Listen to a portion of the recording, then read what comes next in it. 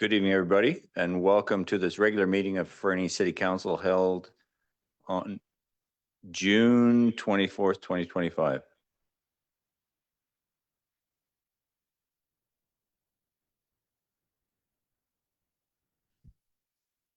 Kisukukit, I'd first like to acknowledge that the city of Fernie is located within Kukinamakis, the unceded territory of Yakutat Nucleate First Nation. We recognize that we live and work within their vast lands. Akanahunik are from Yakutat Nucleate and are members of the Tanaha-speaking peoples of British Columbia, Idaho, and Montana. Before I call the meeting to order, and while she's not here this evening, I wanted to say a special thank you to our youth counselor, Sophia Becker. We didn't appreciate it, but last week was her final meeting with us, and she is very busy with preparations for graduation, including the fact that she's valedictorian. So I look forward to congratulating her when I'm there on Friday. With that, I will call the meeting to order at 6:31 p.m. and ask for a mover and a seconder for the following staff recommendation: that late item 16.1 in-camera meeting be added to the agenda, and that the agenda of the June 24th, 2025 regular meeting of City Council be adopted as amended. Moved by Councillor Hamilton, seconded by Councillor Ramadus. Is there any discussion? All those in favor? That is unanimous. Thank you. I'll now ask for a mover and a seconder for this staff recommendation that the minutes of the June 10th, 2025 regular meeting be adopted. Moved by Councillor Hamilton, seconded by Councillor Ramadus. Any discussion on those minutes? All those, oh, sorry, Councillor Nixon, discussion? Yeah. Thank you, Worship. Just in regards to I think it's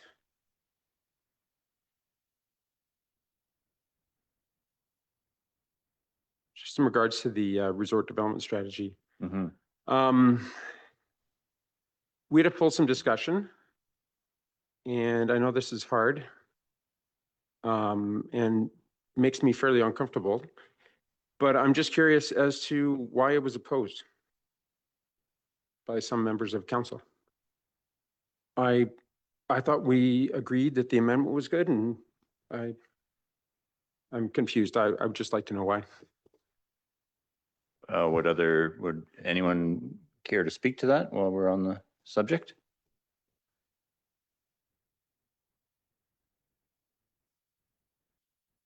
Councillor Audie Kelly. Thanks, Your Worship. Actually, I thought that I had made myself clear about why I opposed it. I'm not certain that Station Square is at all the space anymore. The town has changed very much.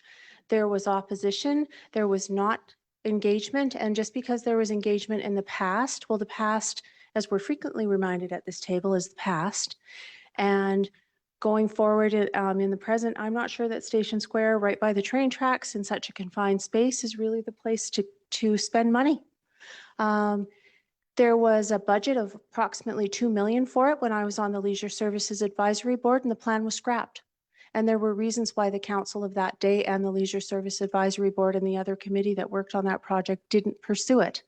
So we weren't, I believe Councillor Ramadus suggested we sever the items, and that was not accepted, that idea of severing the items. So it was vote for the package or yes or no. So I voted no to the package, although I supported almost everything else in it. But given that the suggestion to sever those two things was not approved, that was the only option. Thank you, Councillor. Any other comments? Similar to Councillor Audie Kelly, Your Worship, it was an omnibus kind of a bill with lots of different matters in it. I was in support of everything but the town square question. I would have voted yes if that was taken out of the package. Yeah, and thank you both for the clarifying.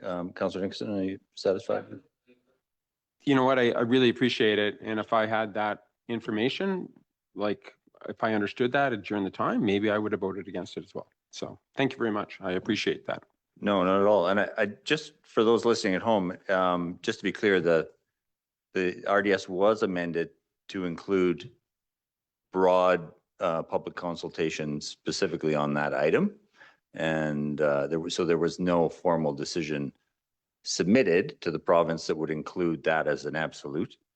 So there is opportunity for that conversation, including whether that's the right site or not. So just so it's clear that that is still available as part of that package. So thank you for that. With that, the recommendation is that council approves the, sorry, I've now moved on. The minutes of the June 10th, 2025 regular meeting be adopted. All in favor? That is unanimous. Thank you.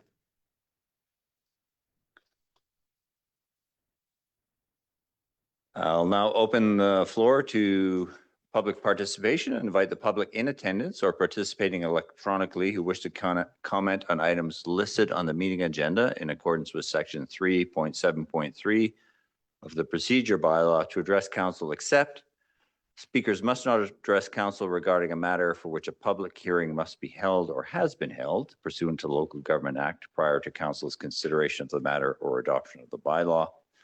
Speakers must not address council regarding a permit for which public notice must be given or has been given pursuant to the Local Government Act prior to council's consideration of issuance of the permit.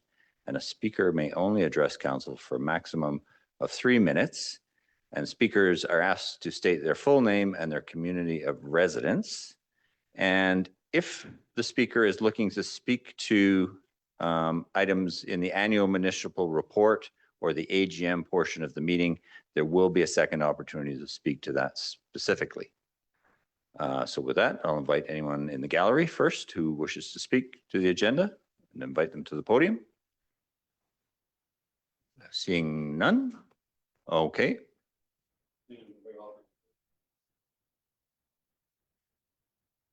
So Mayor, you can correct me if I'm wrong, please. You turn the microphone on, please. Mayor, you can correct me if I'm Can you wrong. identify yourself and your community of residence? Chris Inglis, owner of Fernie Corn Sales in Fernie, BC. I wanted to speak to something. I believe it would fall under the financial report regarding building permits and stuff. So I believe the building amounts are in the financial report. It's just something that I won't be here on Thursday, and I think you have a meeting on Thursday. Is that correct? For the committee, it was published online, not on city's website, on Fernie Forum, I think. That nothing. 26, June 26. No. Okay. All right. Well, I'll share that with council after I leave what I did screenshot. But I would like to speak just I guess the financial information it would fall under. Just one thing, you kind of get your voice heard here when you come in front of council and as broadcasted and stuff. And I didn't really think this item affected me being a business owner in Fernie, but I just felt it was compelled to come and say something. That the building community out there, whether it's house builders or contractors, people doing development, I've actually talked to some of them personally, and some of these permits are 3.5 years still without an approval. Some 3 years, 3.5 years. I talked to one person, they said they've already spent $85,000. I just listened and I heard their story. I thought, well, you know, it doesn't really affect me, and it still didn't affect me. But then I was visiting with a friend over the weekend, and he said his son got laid off in the middle of his apprenticeship for being a contractor or builder. I'm not sure exactly what the proper wording is, professional builder or contractor. And he got laid off because the builder cannot do any more building because he hasn't got permits from the city, which have been in the works for 2.5 years. So not only is council, are you aware of this that I got directly from these builders, from their voice? Are you aware of this? And better yet, I guess, is the whole community aware of this, of how disorganized the administration is? It seems like you do promote lots of stuff online and saying how you're doing better, but how could you be doing better if some of these people have been waiting 2.5 to 3.5 years for permits? That's just a concern. And I did it a step further just so council's not on, well, you might be blindsided by it still. I phoned CTV News and CBC News and told them to look into this more. And I give them the contact of the person that got laid off in the middle of their apprenticeship, just to know what kind of effect it really has when you delay these permits and you take that long. Thank you for your time. Thank you, Mr. Inglis. I'll turn to Ms. Rhodes. Is there anybody online who's seeing none? Okay, thank you. Item number 6, a mover and a seconder for the following staff recommendation that council enter into the committee of the whole. Moved by Councillor Hamilton, second by Councillor Audie Kelly. Any discussion? All in favor? That is unanimous. Thank you. And then we'll go to item 6.1, OCP. Presentation from our manager of planning. Thank you, Worship and Council. I'm not going to take credit for a presentation tonight. I just wanted to take this opportunity to introduce our consulting team who are going to be presenting on the OCP project and introduce themselves. So far this spring, we began the OCP process and I've been in contact with the consultant. I should also note that it's a housing needs report as well that's required as per the legislation for small-scale multi-unit housing. We already have some draft deliverables that we've been working with, including a draft housing needs report that staff are currently reviewing. And it'll, of course, the consultant will speak to the process, but we're looking forward to getting that forward to council and the public at some point to provide comments and finalize the report. And again, continue on with the OCP process into 2026 and 2027. So without any more delay, I would like to introduce Kristen and Jonathan, who are presenting on behalf of the consulting team. Good evening, everyone. We will just pull up our presentation here. Oh.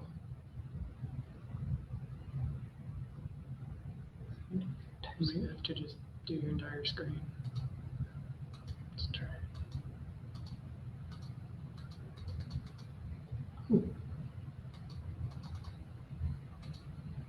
Just click on it. Click on it there. Oh, thanks. Thank you. Can never get through this without some sort of technical difficulty.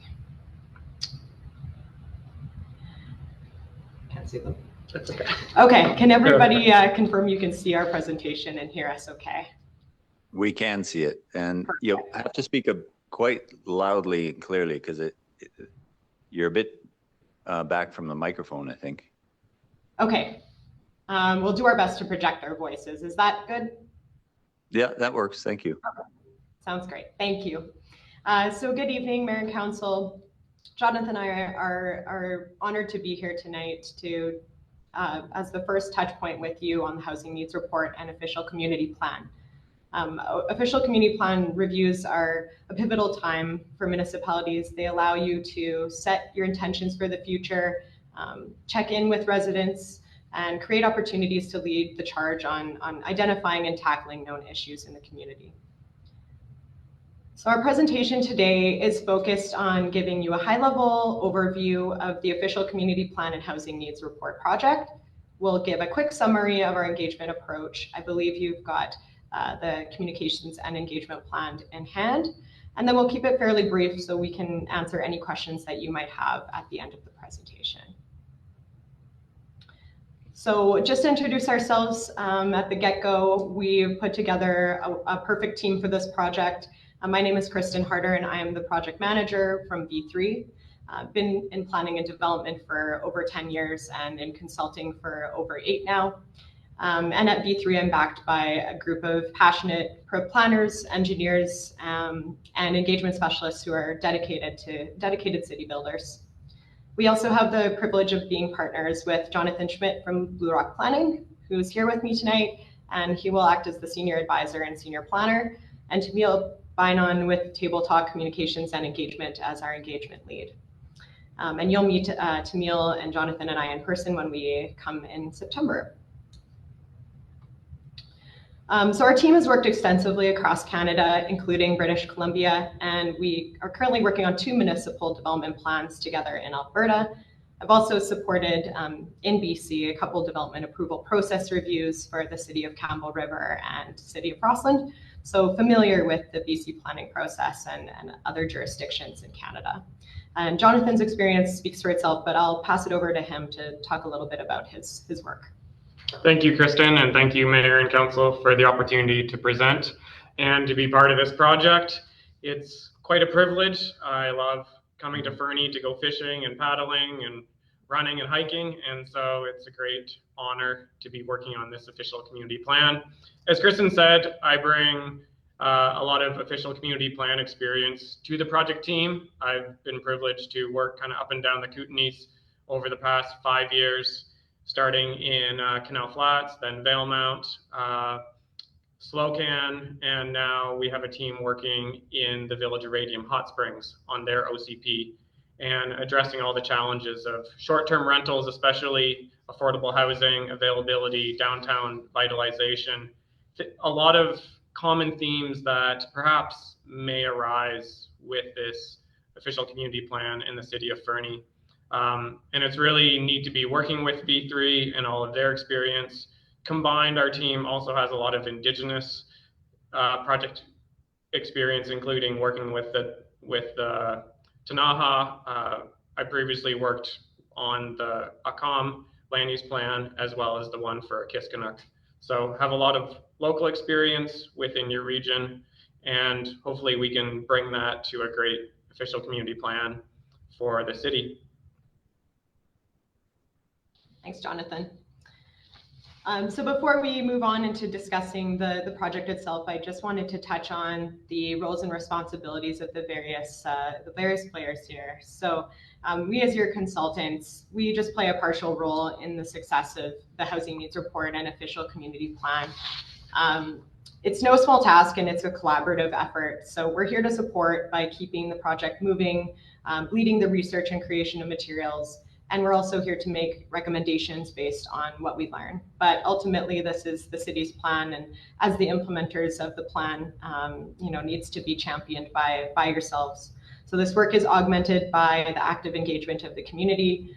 They share their lived experiences with us and really are the voices that shape the future vision of Fernie. And ultimately, they respond to the drafts and work within the official community plans that are adopted. The role of city staff is to manage the project on behalf of the city and coordinate internally. We work collaboratively with our clients and rely on coordinated reviews and getting clear direction. The OCP task force will also be providing input throughout the project and giving the project team insight into the key issues that we hear and bring diverse perspectives to the table. And they're guided by a new terms of reference that was specifically created for this project. And we can't forget about you yourselves, council. The role is critical. Your role is to listen, to learn, and to champion the project. We sometimes hear that people don't participate in our engagement events because the expectation is that their elected officials have their best interests at heart. So it's important that you read all the materials we give you, make sure that the work is moving the needle on community priorities. The project is designed in two different parts for simplicity. However, these are overlapping and will have a very extensive relationship between the two of them. But part one is currently underway, and this includes involves the creation of a comprehensive housing needs report and the related OCP updates. And then part two is the full OCP update, which we'll touch on now a little bit further. So as mentioned, part one involves two major tasks. The first is the creation of the housing needs report, and then secondly, the OCP amendments to fulfill the legislative requirements of Bill 44. So we're well underway with task 1A, and a draft report was submitted to the city at the end of May for review and comment. And then upon confirmation of this draft, we will begin to identify ways to enable the recommendations of the housing needs report in the interim OCP amendments that you'll see in December of this year. So at this time, only those amendments will be presented, followed by part two, which is the overall review and update of the official community plan. So this is where we'll audit the entire plan, identify its strengths and weaknesses, do our background reporting, conduct extensive engagement with various audiences, draft the policies, and ultimately create an implementation plan that gives strategic and influential decision making direction for the next several years. So I'll pass it over to Jonathan now to speak a little bit further on the Housing Needs Report and OCP update deliverables. Thanks, Kristen. One of the things that we should have mentioned is that December 31st of this year is the deadline that the province has given all municipalities to finish their housing needs report and then have it integrated into their official community plan. So hence the part one and hence the rush by the end of this year. So bear with us as we rush to the finish line in this case to meet the provincial requirements. That's not us trying to rush you in December, that's the province. But we'll do our best to try to work ahead so that it doesn't feel as rushed. So as mentioned, the province came out with a number of legislative changes, including Bill 44, which mandates that you need to complete a housing needs report, and then as mentioned, integrate that into your OCP. So that means that if the housing needs report says you need 100 homes, then your OCP needs to enable that somehow. That might be through designated certain areas or certain policies. There's other requirements too around density. And so we will be looking at all of that as part of the housing needs report and then the integration with the OCP. The housing needs report, there are fairly stringent requirements from the province. There's a methodology that must be followed. So our team has followed that. We've actually gone above and beyond just the methodology to look at different demographics within your community and how housing affordability and availability is affected for different demographics. One of the things that isn't a surprise to anyone probably is that housing affordability is really challenged in the city and by different types of people too. It's not just your young 20-somethings working at the ski hill. There's a variety of different people that are challenged by the housing conditions within the city based on our housing needs report, based on visiting the city, and all of you would be experts at knowing even more detail on that too.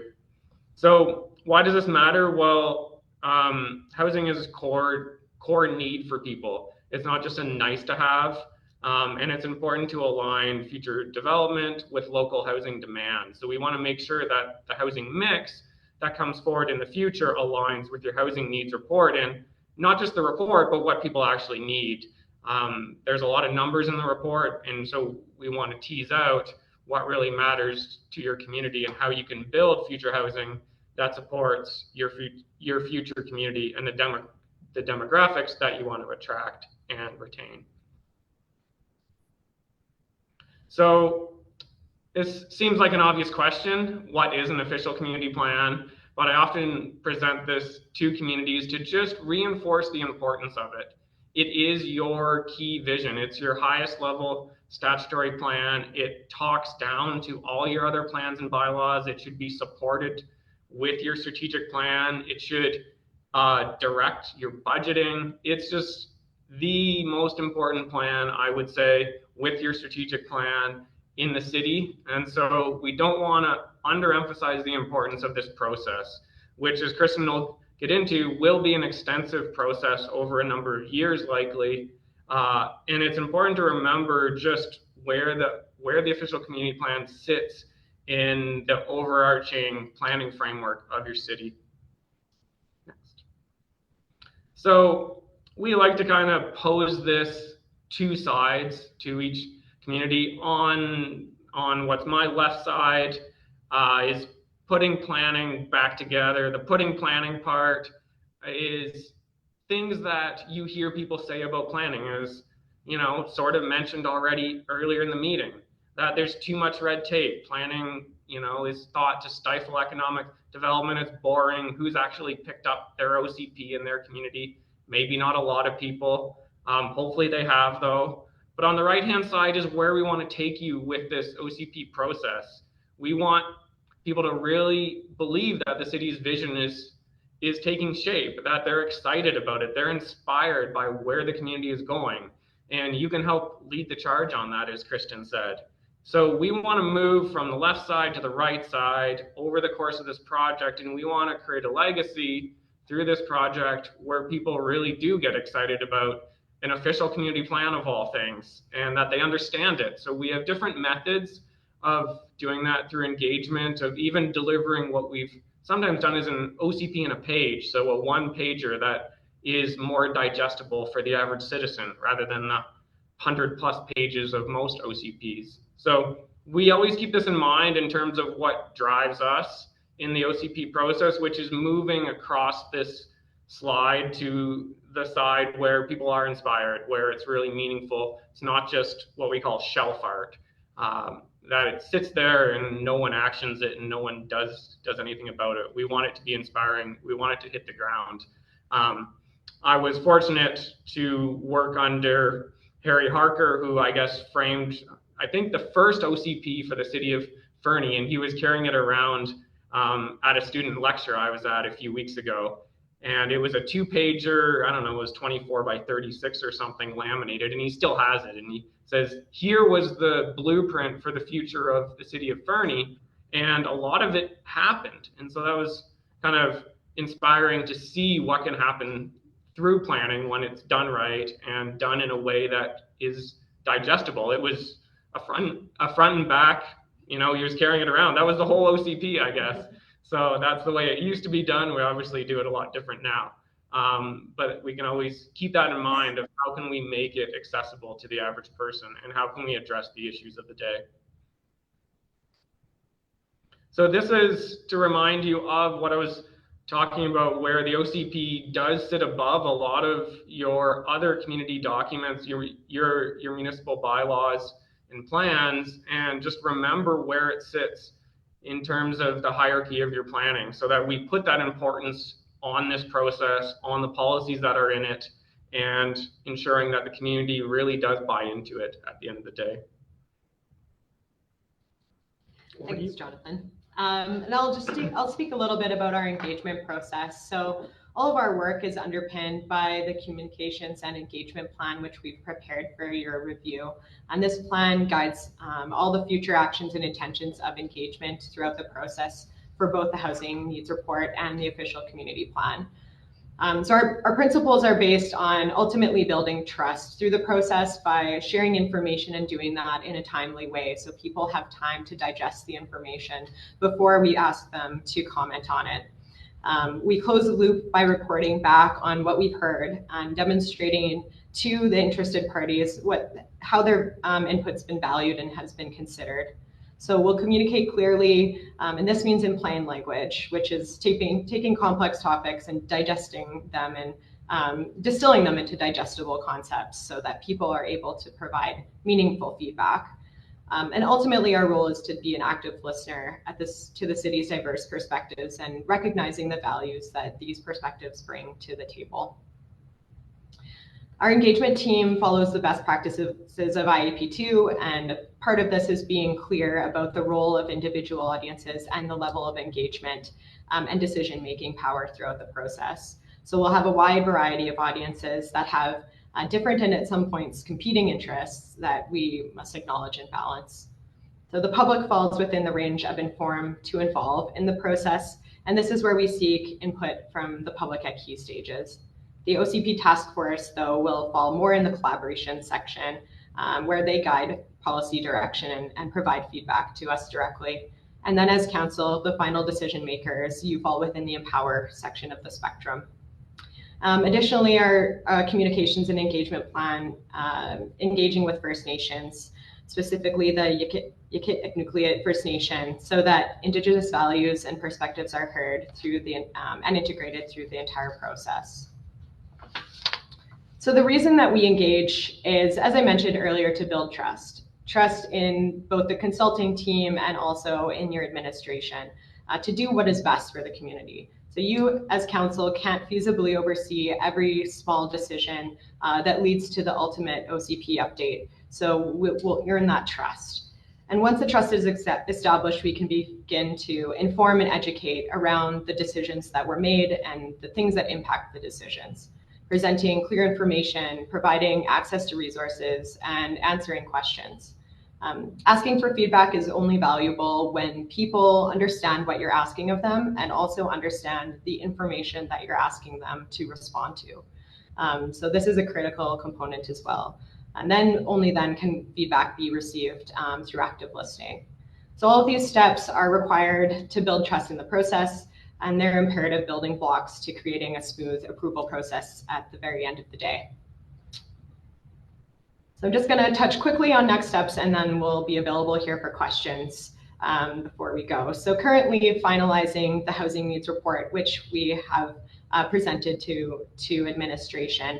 And following this, we'll be kicking off our first round of engagement in early September, where we will be looking for feedback on the housing needs report, as well as presenting the OCP project. So it will be the first sort of touch point with the public and key stakeholders on the OCP as well. Following this, we will be focusing, as Jonathan mentioned, on meeting those statutory deadlines for the housing need report updates to the OCP to enable that to take place. And then following that, we'll dive into the overall OCP update, which is anticipated to carry on into the spring of 2027. So that's all we have for you today in terms of a presentation. Thank you for your time, and we'll be happy to answer any questions you might have. Thank you both. Appreciate it. I'll turn to council. Any questions from the table? Seeing none, I have a couple, actually. Well, an observation, first of all, and that was I wanted to express my appreciation for the communication and engagement plan report that we received, because it mentions several times capturing residents' lived experience. And I think that will be key. You know, Jonathan, you touched on it already in terms of what people are seeing vis-a-vis housing, but that'll be key throughout the process to hear that and integrate outcomes based on that on the OCP process. So thank you for that. And maybe this is a couple of these might be getting a bit too into the weeds. Well, the first one is maybe just for my clarification. So when we finalize the housing needs report here in 2025, it will then be, or some of the outputs will then be integrated into our existing OCP for year end to meet the regulatory requirement. And then we will take that and we'll call it a revised OCP, and that will be the jumping off point for the project. Yes, that's correct. Okay, thank you. Sorry, Jonathan? Yeah, if I may, Mayor, a lot of it will probably be what you might call housekeeping, in the sense of if the housing needs report says you need 1,000 homes over the next 20 years, we just have to make sure it's clear in the OCP that you have the land or you have the policies that would enable that 1,000 homes. So oftentimes communities, you know, you do have extra land, you do have extra capacity. It may just be a documentation of that to make it clear when the province reviews your updated OCP that it's absolutely clear how you're going to achieve those 1,000 homes, say. Okay, thank you. Thank you for that. And I'll just turn to staff. I don't know, you've received the draft housing needs report. Will that come to council at some point for review, or at least information? Your worship, through to council, yes, that is the housing needs report. Staff will review and get it to a certain point, and Kristen and Jonathan can speak to this as well. But I believe that the plan is to take that draft forward to council and to the community as well, okay, to get input and refine it before finalizing. Okay, thank you.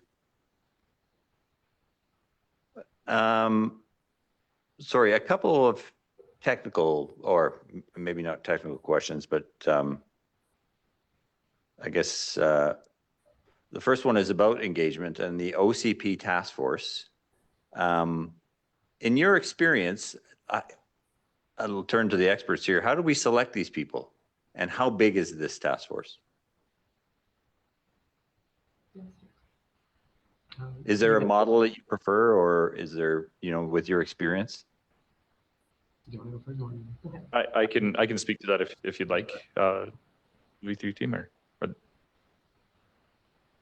Sure, go ahead, Derek. yeah. I'll let Kristen and Jonathan elaborate, but as far as the task force goes, I should note that it's formerly known as the OCP Advisory Committee. So it's a very similar thing. It's just we changed the terminology to be consistent with the committees of council policy. So that's a sort of a bit of a key point there. Essentially, it's a group of community members from across the community, different walks of life throughout the community that help us to advise on that OCP. Kristen and Jonathan, if you want to elaborate a little bit more on numbers and things, feel free. Sure. Yes. Thank you, Mayor. So the advisory task force is anticipated to include 8 community members. And recruitment tactics we will be discussing, I think, further with administration. We're just focusing on establishing a tour. And then there will also be staff liaison and 1 member of council and an alternate that will sit on the OCP task force as well to provide that liaison to the rest of council throughout the process. Yeah, I would just add to your worship is that one of the important things is composition, as you mentioned, and representation. You want to represent a broad spectrum of demographics and perspectives. However, you also want people that can take their hat off, so to speak, of that group that perhaps they represent to think about what are in the best interest of the city over the next 20, 30 years. And sometimes people can't. Certain personalities just can't view the whole picture, and we really need people to do that while still bringing their passion perspective, I guess you would say. So it's really important who gets chosen, that they can balance those 2 things. And it's not easy because we'll be dealing with all the issues in the city that relate to the OCP, housing being a key one, and they have to be able to balance that. Yeah, thank you. I've got a couple more questions from council here, but while I'm on a roll, I'll just ask my last one. At the completion of the entire project, when we have an OCP, there has been notionally in the past an OCP implementation committee. So and I don't know if that's historically been the continuation of the working group, but do you have any experience with that? Because I think you touched on it, Kristen, or both of you did about, do people look at it as a living document? Does it sit on a shelf somewhere? And I think from, at least from my perspective, not having gone through this process and things tend to fail at implementation. You can have the best plan in the world, but if you don't have people on it, it potentially fails. Do you have experience with that sort of structure, or what is the best way to ensure that it's fully integrated, not into just our processes, but the minds of the community? Thank you, Your Worship. So we do, as part of most of our OCP and MDPs, establish an implementation plan that often points to different authorities or whoever it might be that's responsible for actioning that item. So it is fairly clear where the responsibilities lie. And we also sort of frame them so that they are ordered in terms of priority. This is helpful to do in tandem with budget discussions so that we can direct those implementation strategies so that they're actually implementable. In terms of a carry-on task force, I'm not sure, Jonathan, do you have any experience with kind of post-approval? Yeah, they're a great idea, and they're done way too infrequently. So I would highly encourage you to do it. One of the problems often, especially with smaller municipalities, is we'll write policy and staff will say, we have no capacity to do that. It's not a developer responsibility, it's a community responsibility. And so having that implementation committee will be amazing, I think, to take the OCP and run with it, because it's not necessarily what's on the page, it's what people do with it afterwards. So I highly support that. I think oftentimes communities have a lot of energy through the OCP process and then it dies down, the consultants leave, we all go home. but you still have the document. So in order to keep that legacy, that's a perfect thing. We can help think about that too through working with the task force to support them and educate them, whatever they need when we're gone. We've done implementation committee training before, so we could do that as well to make sure that they've got the knowledge and kind of the spirit to move forward. Thank you for that. Consider that my first volley into the OCP development, so I appreciate that feedback. Councillor Ramadas. Thanks, Your Worship, and I was about to ask very similar questions. You stole my thunder there, but well done. This is less of a question and more of an unsolicited advice, Your Worship, to the staff. Often when you bring in people from the community, it's the loudest voices that end up in this working group. So I think the watch out should be to look out for representation from underrepresented folks, like, long-term residents who probably have been here for a long time, but maybe shy that they may not get involved in these processes. Given that short time window that we have, like 6 months from now on, I would urge that, just spread the net wide open so that you can actually bring in more voices rather than, a couple of really loud people who are like passionate about housing, if that makes sense. That's my unsolicited advice, but I have another question to you, if you wouldn't mind, Yeah, Worship. please. Like our other experience was during the fire hall community working group that we had. Like, is there any lesson learned from there that you would want to implement here?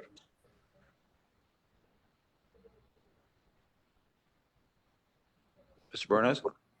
Thank you. If I can, we've got a really diverse group at the Fire Hall Working Group. We still meet with them actively. They're still supporting the project. We're really excited to get into the next phase with that group.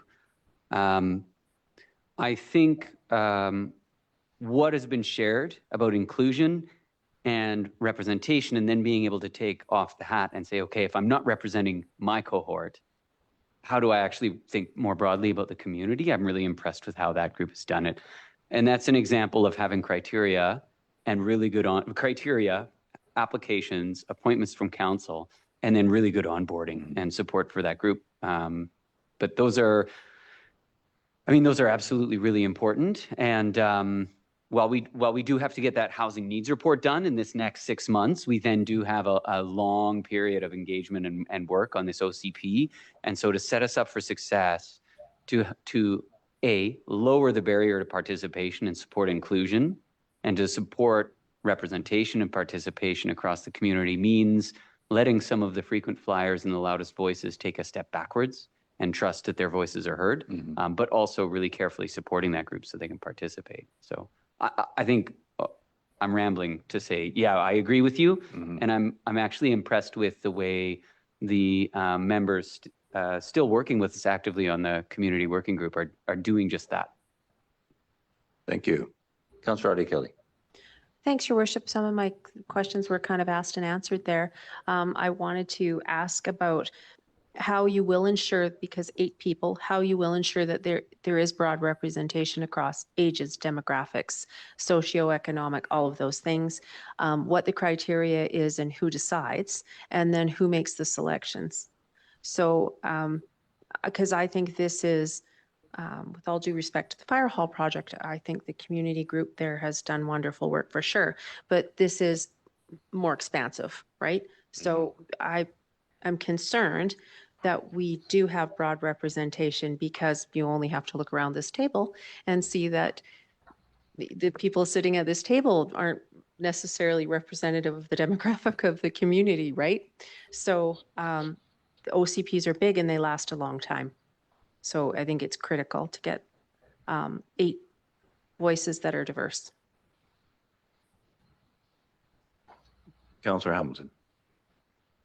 Thank you. I was going to ask a very similar question to what Councillor Kelly just said. And if it's possible, if we know now what our process is going to be for the selection criteria and who decides, Or is that something that will come at a future date? Your worship, through to council, I can comment on that and again, leave it to Jonathan and Kristen to jump in if they want. Ultimately, the appointment of members of that panel is done by council, so it's a council decision. Staff will work with the consultant to take in applications, almost like a job interview process, right? And will then take the 8 who we think best represent the community as a whole and bring them forward as a recommendation to council. Thank you, Mr. Simulini. Anything else from council? Seeing none, I just want to say thank you very much for that presentation. That was very useful, and that your communication and engagement plan is very comprehensive. So very much appreciate that. Thank you. Thank you. Have a great evening. You too. You too. Thank you.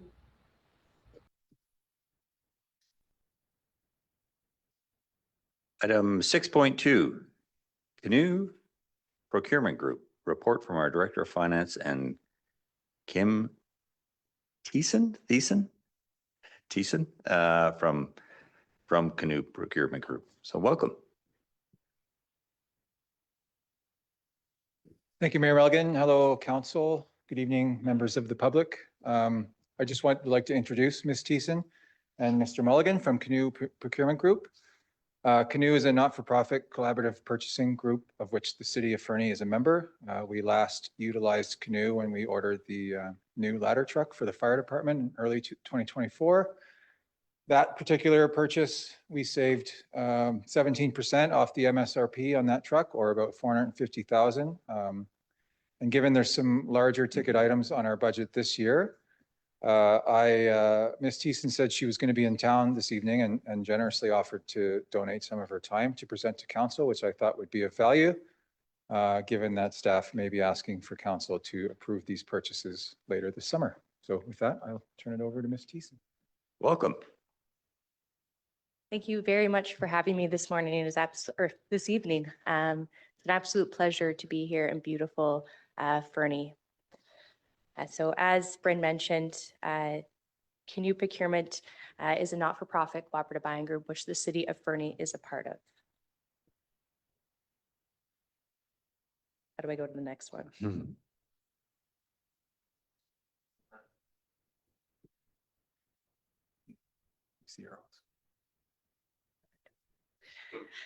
So we are a not-for-profit cooperative buying group. We actually started in the 1930s. So we originated out of a municipal association in Alberta, and they got their communities together and they said, let's buy together as one. Let's save money, let's work together. And it has greatly expanded since then. So in 2025, we have over 6,000 members across Canada. We are a collaboration of 12 associations across the country. And here in BC, we are partnered with Civic Info BC, which the city of Fernie is a part of as well. So if you're not familiar with Civic Info BC, they do a ton to support local governments. They compile all the news releases. They maintain the directories for all local governments. So if emergencies happen, they know who to reach out to. They're the ones that gather and assemble all of the local election results. And they work to support communities like the city of Fernie with filling open positions. That's why they look to Canoe to expand what they were doing to serve their members. It's been tough over the last 5 years, to say the least, to make purchases with supply chain issues and increasing costs. So that's why this partnership came about in 2021, when we were definitely having some issues at that time with procurement due to the pandemic. You know, as we go through this as well, just know that we were created by the public sector to serve the public sector. So we are here to make the city's life easier when you're making purchases. Your staff have a lot on their plate and they're working tirelessly for the community, and our program is designed to support that. There's no membership fees, so as the city is a member of our program, they don't pay anything to participate. A question I always get is, okay, well, how does Canoe stay afloat? We get an administrative fee from suppliers, and it's written in our RFPs. So when purchases are made, we get that administrative fee, which we give a portion to our partners in every province and territory, so they can put that back into their members. There's no minimum purchasing commitments. So as the city continues to have a membership with Canoe, they can decide when best to use the program. So sometimes it will work. Sometimes maybe there'll be an opportunity where we don't have the suppliers that you're looking for that are in your area. So you can make that decision at that time. This here is all of our partners across Canada. You'll see we're in every province and territory, excluding Quebec. So it's really from coast to coast to coast of all communities working together to gain better pricing and just be together as one. Here in BC, we have grown exponentially since 2020, which is when we came into the province with having representation here to serve. You'll see, year over year, it's pretty consistent. As of last week, we have 241 members within British Columbia. So our members are really leaning into it, again, to service, to find solutions for the increasing costs and also the issues to acquire goods. We mentioned a little bit about who Canoe is, that we're that not-for-profit cooperative buying group, but what do we actually do to support our members? So we issue RFP solicitations on behalf of our members to establish ready-to-use contracts.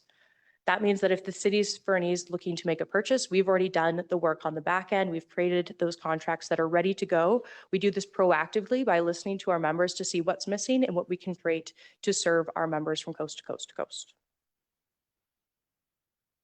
And this here really demonstrates what that process looks like. So traditionally, the city of Fernie would need to complete steps 1 through 11 when making purchases to remain trade compliant. It is very onerous on staff to complete this process. But with Canoe, we've completed steps 3 through 9 on behalf of our members.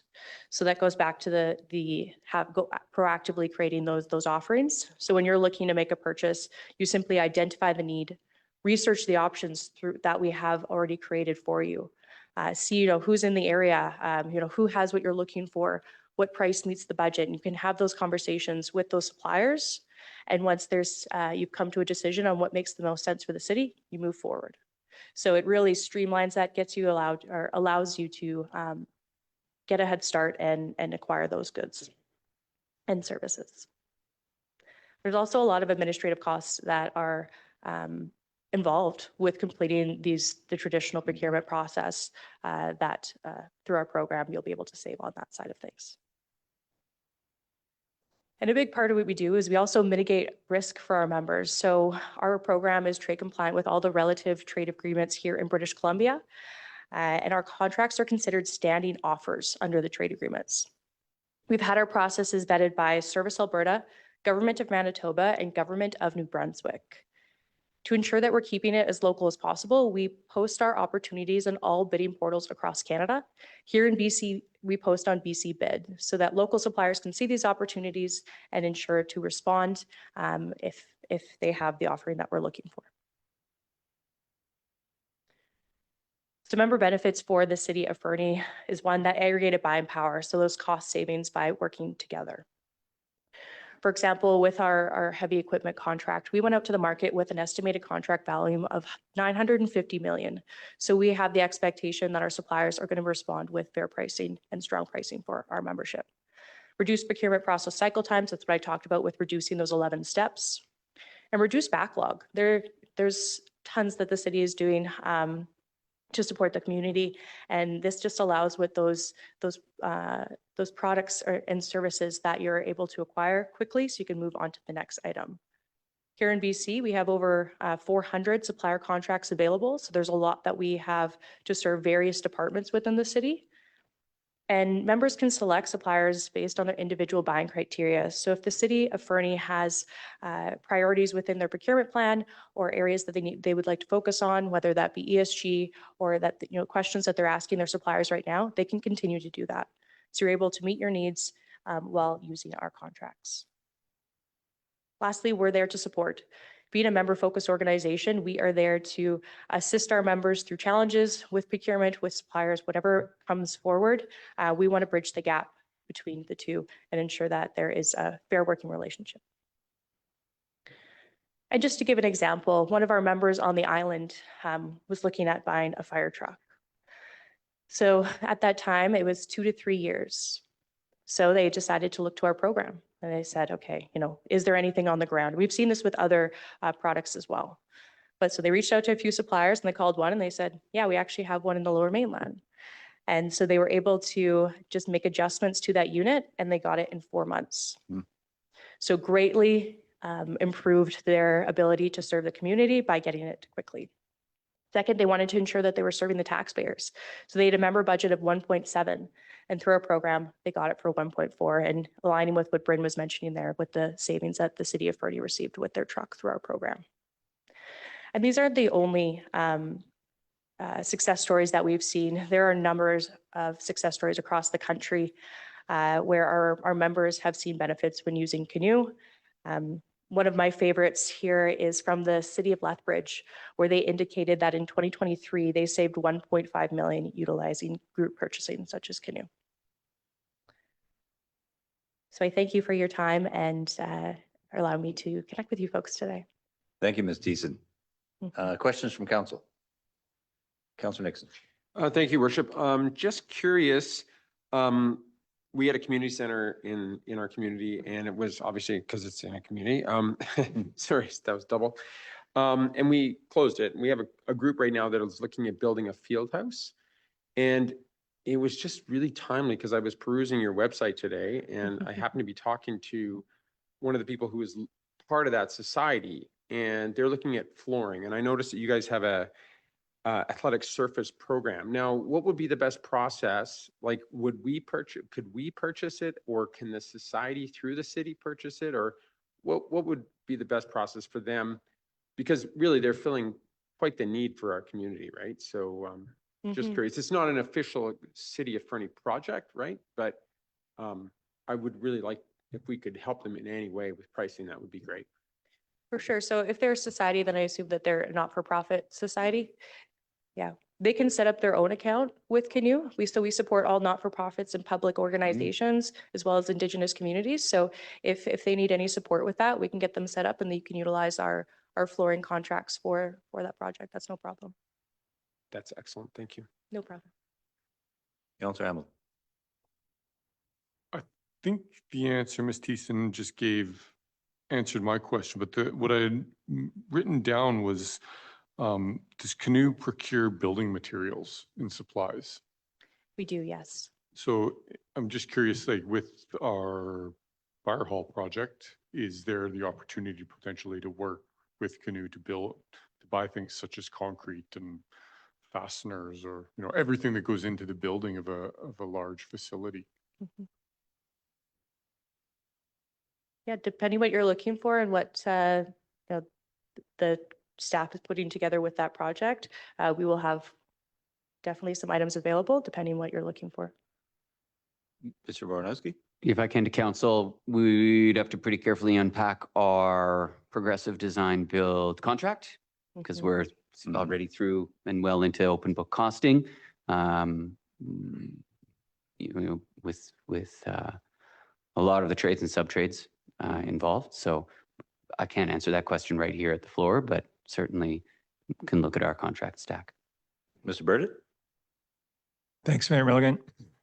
I would just like to add that, fire hall project aside, our intent is to start, exploring our membership here more fully because they are getting more and more supplier contracts for products that we purchase of all sizes. So, hopefully we can beat that Lethbridge $1.5 million saving number in the future.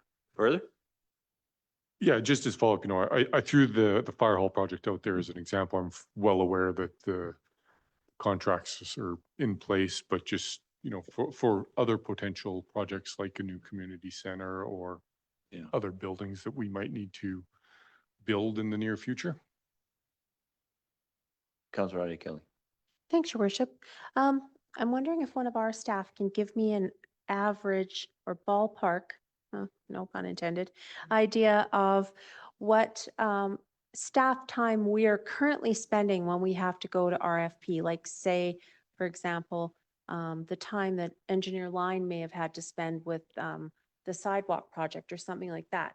Like it seems to me that another of the fantastic benefits of Canoe is the staff time savings.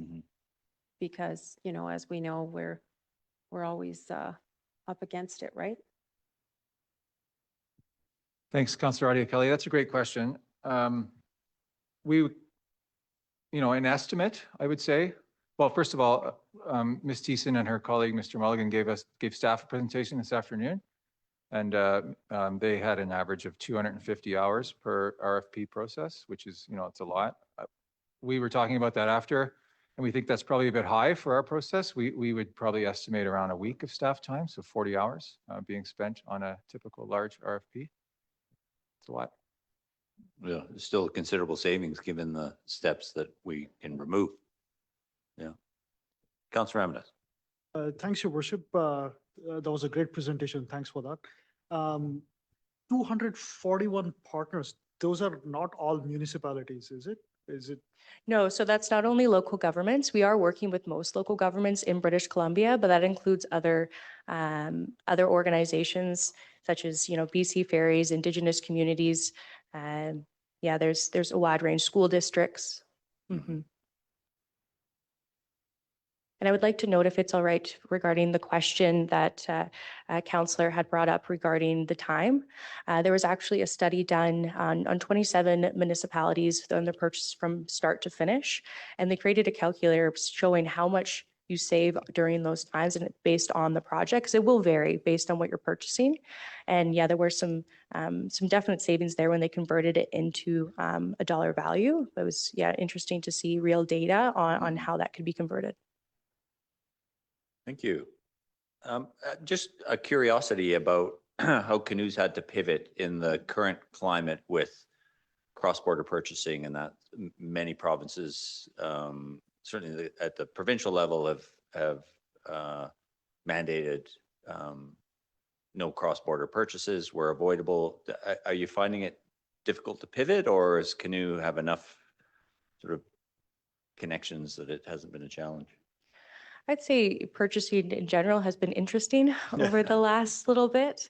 As it pertains to the current landscape, we do have a lot of local suppliers and local dealers, so that we do have that ability to serve our members during these times. But yeah, it's interesting when you kind of look back what is actually coming, from outside of Canada. So when you go down the line, sometimes it is surprising, but we do make sure that we are looking to our local suppliers and supporting our Canadian economy and focusing on and supporting each other, really. So that's a big part of our organization and what we do. Excellent. Thank you. Thank you, Ms. Thiessen. That was a very helpful presentation. Mr. Mulligan, thanks for coming out this evening. So thank you very much, Mayor and Council. Thank you.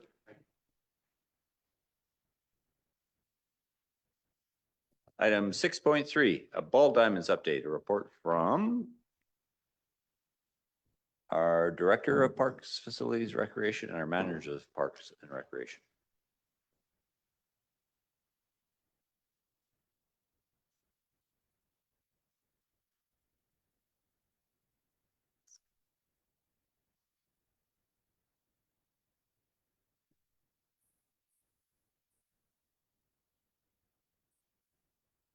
All right. Good evening, Mayor and Council. Thank you for the opportunity to speak to you today to provide a ball diamond update.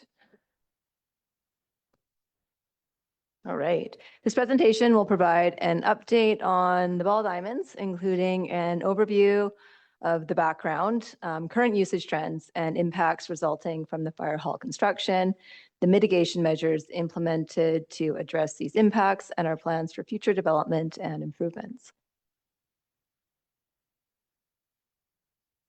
In November 2023, a briefing note was presented to Council outlining the initial considerations for field use and future planning. Following this, in January 2024, Council passed a resolution selecting Cervello Field as the site for the new fire hall. Shortly after, in the spring, Fernie Minor Baseball began a revitalization effort, which has sparked increased demand for the baseball diamonds and greater community engagement. To date, with design work for the field for the fire hall underway, there's been no displacement of Fernie slow pitch, and scheduling continues to accommodate both youth and adult programs. With that background in place, let's take a look at the current usage trends. So this chart shows a trend in ball diamond use pre and post pandemic. The regular season runs from early May to late July. Booked hours data does not account for unscheduled access by schools or public recreation users, as these activities are difficult to track and they're not reported. Over the past 2 years, we've observed increased use of the James White ball diamonds, largely driven by the revitalization of Fernie minor baseball. Youth participation has grown steadily, resulting in greater field demand and more structured programming throughout the season. At the same time, adult baseball usage has remained steady with a slight decline in overall booked facility hours. Despite this, individual teams have expanded in size, growing from an average of 13 to 14 players to 17 to 18 players per team. League participation continues to fluctuate year to year, often influenced by seasonal town traffic and workforce changes, something that is typical in our community. Let's take a closer look at James White Ballpark Diamonds, which plays a key role in supporting our youth baseball. So currently the James White Park Baseball Diamonds are primarily used for Fernie minor baseball, with scheduled times from Monday to Friday, 3:45 to 8 p.m. Adult baseball uses this field for only one weekend in July for their tournament that concludes their season. The Baseball Diamonds at Prentice Park have traditionally hosted adult baseball. Currently, adult baseball uses 2 main fields. At Hospital Field, games and practices are scheduled Monday to Thursday evenings from 6 to 9 p.m. At Cervello Field, play occurs Monday and Wednesday from 6 to 9 p.m. and on Tuesday and Thursdays from 7:30 to 9 p.m. With that overview of usage at James White and Prentice Park, we can now turn to the potential impacts of the fire hall construction at Prentice Park. With the upcoming fire hall construction at Prentice Park, adult baseball will need to relocate games to the larger diamond at James White Park. It's important to note that youth users continue to have priority for field bookings due to the city's established priority of use. If the demand for minor baseball continues to grow, availability will be limited for adult baseball. Overall, there will be an increased demand on the remaining ball diamonds to support baseball leagues and public recreational use. Given these impacts, it's important to look at the steps being taken to manage and minimize them. Effectively managing these impacts will require close collaboration between the city, adult ball, and minor ball to ensure a fair and efficient system for sharing field space. Open communication, strategic scheduling, and mutual flexibility will be key to meeting the growing needs of both programs while supporting a strong and inclusive baseball community. These clubs may need to look at adjusting scheduling by expanding game and practice times to include Fridays as well as Saturdays and Sundays, optimizing the use of available field space, and potentially expanding the playing season. Such adjustments will help accommodate the growing participation in both adult and minor baseball. The Parks Facilities and Recreation team is working closely with the ball user groups to improve service consistency and strengthen partnerships. Their goal is to ensure efficient, coordinated field use that aligns with community needs. Through strategic scheduling and mutual flexibility, we aim to provide equitable field use, supporting baseball's growth, and foster an inclusive environment for all players. With growing demand on ball diamond infrastructure, this increases facility maintenance needs to support a positive user experience and long-term sustainable use. With that in mind, let's explore facility upgrades designed to mitigate these challenges and enhance the overall experience for all users. To help manage the challenges of increased field use, the city has been working collaboratively with user groups on targeted facility upgrades, specifically at Hospital Field in Prentice Park and the large diamond at James White Park. These improvements are designed to support ongoing field demand, enhance the overall playing experience, and promote long-term sustainability of the facilities. Key proposed upgrades include purchasing shale, costing between $50,000 and $75,000. This will improve drainage, durability, and overall playability. Fencing upgrades at approximately $5,000 to increase safety and improve the visual appeal of the fields. Infield preparation equipment, budgeted at $8,000, is designed to enhance surface quality and increase maintenance efficiency. Batting mats is estimated at $2,000 to protect high traffic areas, reduce maintenance costs, and improve player safety. Annual top dressing costing about $5,000 per year will be budgeted to maintain surface quality and extend the field longevity. Together, these measures will help preserve field conditions despite higher usage and ensure a better experience for all users. Building on these facility upgrades, it will be important to foster greater ownership and collaboration among the user groups as well, to support the ongoing field maintenance and support Ball Diamond sustainability. To build ownership and collaboration in field maintenance, we plan to provide shared access to basic field preparation equipment, such as bases, chalk liners, and drags. This will enable user groups to take on tasks like setting up bases and lining infields themselves. By doing so, we can achieve more consistent game-ready fields, reduce the pressure on maintenance staff, and foster a stronger sense of ownership and cooperation among the user groups. These facility upgrades and collaborative efforts will lay the groundwork for more comprehensive future planning to meet the evolving needs of our community. If minor baseball continues to increase, adult users will be displaced due to governing bylaws prioritization of youth play. It is important that future planning ensures equitable field access for all age groups, acknowledging that all user groups are growing and competing for programming space that as the city's population expands. Next, let's look at the potential improvements at Ridgemont Park, options to upgrade the small diamond at James White Park for adult use, and the considerations involved in developing a new adult diamond. To support minor baseball, improvements at Ridgemont Park are being considered.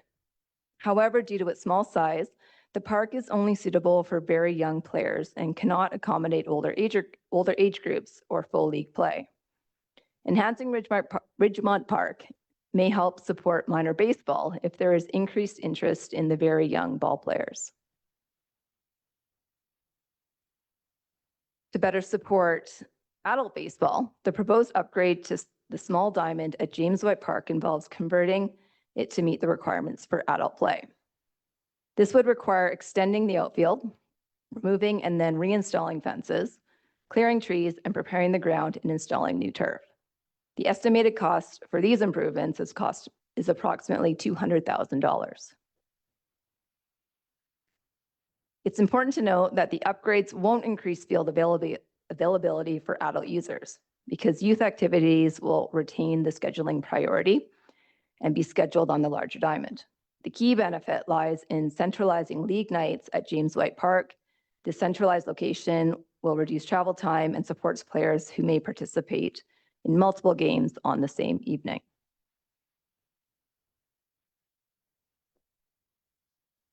Constructing a new adult diamond at an as yet determined location presents several significant challenges. The preliminary cost estimate for this project is between $500,000 and $600,000. This estimate does not include essential amenities such as lighting, bleachers, and irrigation, which would add to the overall cost. There are several challenges associated with this project. Firstly, the high cost excludes these necessary features, which are critical for a fully functional facility. Secondly, developing a new field outside of a broader strategic plan carries the risk of inefficiencies and missed opportunities for integrated community development. And lastly, securing suitable land remains a key consideration that must be addressed in planning. Given the many challenges involved in adding a new adult ball diamond, it's important to pursue a comprehensive long-term approach that ensures the project's viability and aligns with the community needs and future plans. Looking ahead to the long term, an option for consideration is undertaking a landfill sustainability study to explore the feasibility of developing a ball field or sports complex at the former landfill site. This could serve as a strategic solution to meeting Fernie's growing sports field needs. The estimated cost for this preliminary study is approximately $25,000. The 2013 City of Fernie Leisure Services Master Plan recommended developing a 4-diamond layout at the former landfill site. This configuration is designed to support tournament hosting and could potentially replace the existing diamonds at James White and Prentice Parks. The upcoming Parks and Recreation Master Plan to be developed following the official community plan will reference this project, building on the 2013 Master Plan strategic vision. Overall, the plan aims to create a central hub that supports sports, community recreation, and long-term growth. Developing the former landfill site would help address increasing demand for sports facilities, provide additional capacity for various age groups and leagues, and better support the community's evolving recreational needs. It would also enhance tournament hosting capabilities, benefiting local sports groups and attracting regional events. Repurposing this underutilized site promotes sustainable land use, transforming it into a vibrant hub for sports and community engagement. The work being done aligns with Council's strategic plan for the 2023-2028, particularly in the areas of quality services and building a livable community. Under quality services, engaging with ball diamond user groups has helped identify both challenges and opportunities for collaboration. This insight is improving service delivery and ensuring more efficient use of our fields. Facility upgrades also contribute to providing reliable and well-maintained spaces that meet the expectations of both residents and visitors. In terms of a livable community, these efforts support Fernie's quality of life by strengthening partnerships, expanding community capacity, and enhancing access to recreation through shared resources. In closing, the construction of the new fire hall at Prentice Park will require a portion of adult baseball to transition to James White Park. To ensure continued success of all programs, close collaboration between minor and adult ball groups will be essential, supported by open communication and strategic scheduling. In the short term, targeted facility upgrades are being done to improve the user experience and help manage increased demand. Looking ahead, a landfill sustainability study offers a proactive step towards long-term planning, exploring the potential for a dedicated sports field complex that meets the needs of our growing and active community. Thank you. Thank you, Ms. Hill. That's very comprehensive. Yeah. Councillor Roddy Kelly. A few things, Your Worship, if you'll indulge me. I'm of the understanding that minor ball players can play ball on an adult-sized ball field, but not the opposite. So I'm wondering why we would consider spending money at Ridgemont Park for a small ball field when money is limited quantity. And if minor ball players can play on an adult-sized field, it seems to me that it kind of makes more sense to make all the fields full-sized and have more flexibility. Also, the approximately about 95,000, I believe, is being recommended to be spent. Is that, have we got those funds? Where are those funds coming from? Is that existing budget, et cetera?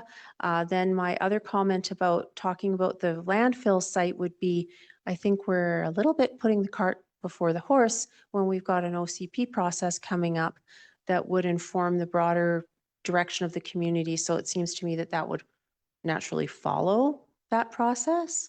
Yeah, and I think Ms. Hill was clear on that would follow the OCP completion Yeah. and then the revision of the leisure services master plan on the heels of that.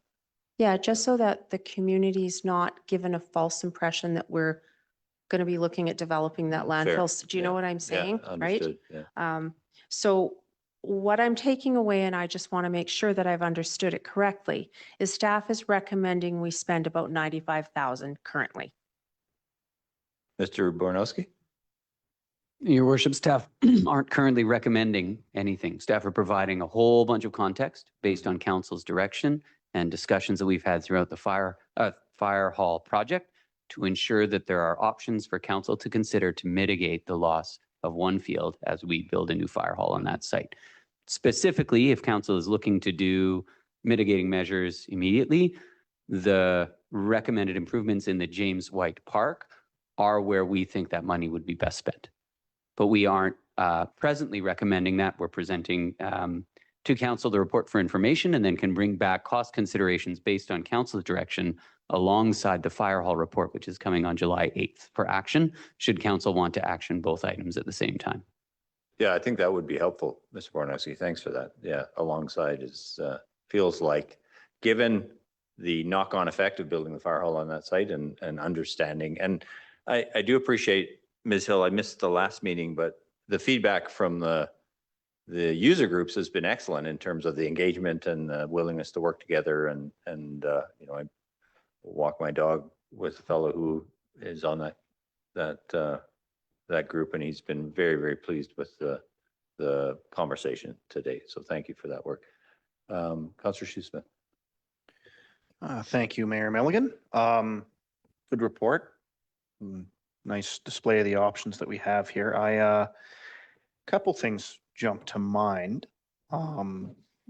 Mostly, and I'll bring this up during the OCP process as well, but I mean, one of the things that people like about Fernie and our culture here is it's a very, very distributed walkable community where you don't tend to have the urban planning writ large sort of thing like a large city. Like, so you go to Calgary, you're going to get in your car, you're going to drive all the way to the sportsplex, and you're going to be at the sportsplex doing sports stuff, and you drive somewhere else. Whereas in Fernie, you come out of school, you go to the ballpark, you walk home, maybe you're on a ball team, you go over there, you walk to that, you bicycle over the bar, and then I don't see us being that type of town if we have a big outside of town 4 ball diamond setup. And I think that would be a pretty large change to the whole culture of usage around the thing. It's kind of a concern I have. I like the more distributed, there's little things happening here and there and everywhere about town is kind of nice. I like the idea of, you know, making the maintenance and stuff more accessible. I think that'll be more affordable. People will complain, I'm sure, but that at least makes a lot of sense to me.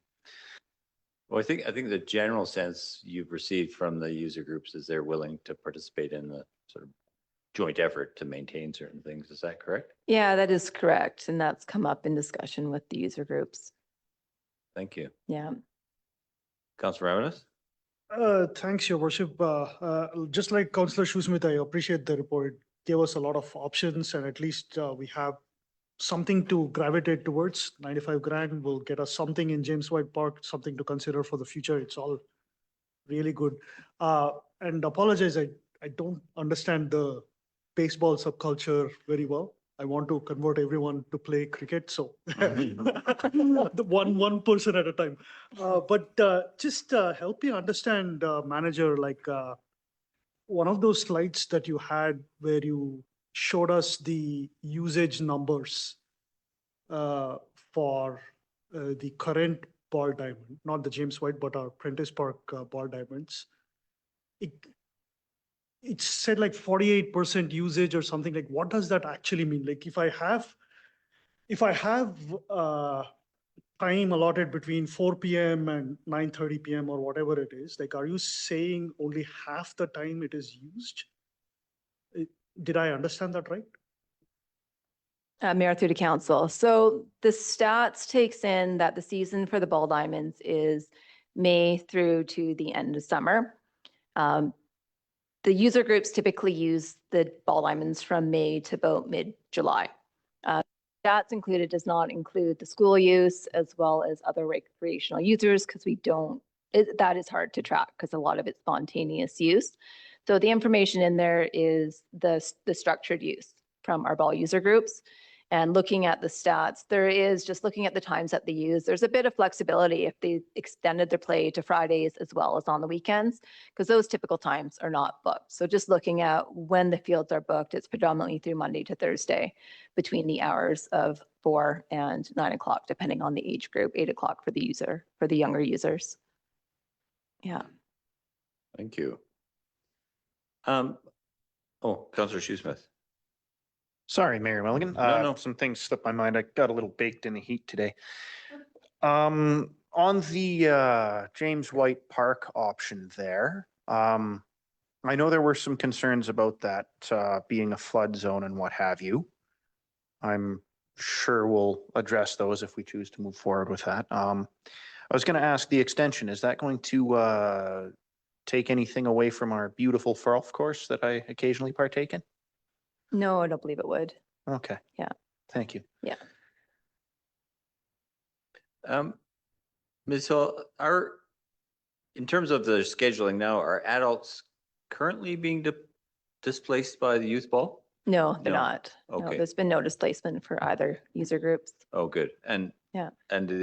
are they now jointly scheduling or Not yet, No. but meeting with them, there was discussion on ways that they could collaborate together to help support both user groups. Excellent, thank Yeah. you. And as has already been said, I appreciate the breadth of context that you've provided in this report. Reflecting on that first meeting, did you find shale anywhere? Like it seems There's like a little rare. pile. Oh, in terms of purchasing a big amount, I haven't looked into Okay, detail into that okay. yet, but we have a little bit that we can use at Okay. James White. Thank you. Councillor Roddy Kelly. Maybe check with Canoe. But Yeah. I just wanted to ask a little bit about, I love the shared responsibility maintenance, but I just wanted to do a check-in with CAO, probably this is a question for, about how does that work with our unionized workforce and that kind of thing? Like, would it be similar to the dirt jump thing? It depends on the associations and what they're prepared to do. So I would answer that in more detail before entering into some sort of agreement with council's blessing. I don't have a great answer for you right now. Councillor Nixon. Thank you, Worship. Just curious, do we have any growth projections for minor league baseball at all? Or, I mean, do we know how it's going this year? Or, and even cricket, do we have anything on cricket? I'm just joking, but No, it's tough too, because all sports user groups tend to fluctuate on what's popular, what's affordable. And with minor ball coming back after being away for a couple years, there has been an increase in the youth ball. But it's, yeah, they don't have any projections that they've shared, and it will be, I guess we'll find out next season what the registration is going to look like. Cricket did get a mention in your report. Yeah, and they do play. Not officially, but No, fair enough.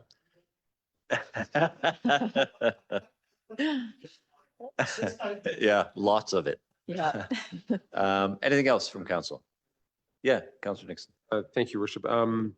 Yeah, just in regards to the school usage, because I'm at the school quite a bit, the FSS, they don't use Surveillance Deal at all. Like there's zero. I've talked to their program coordinator, Megan Filtree, and they use it.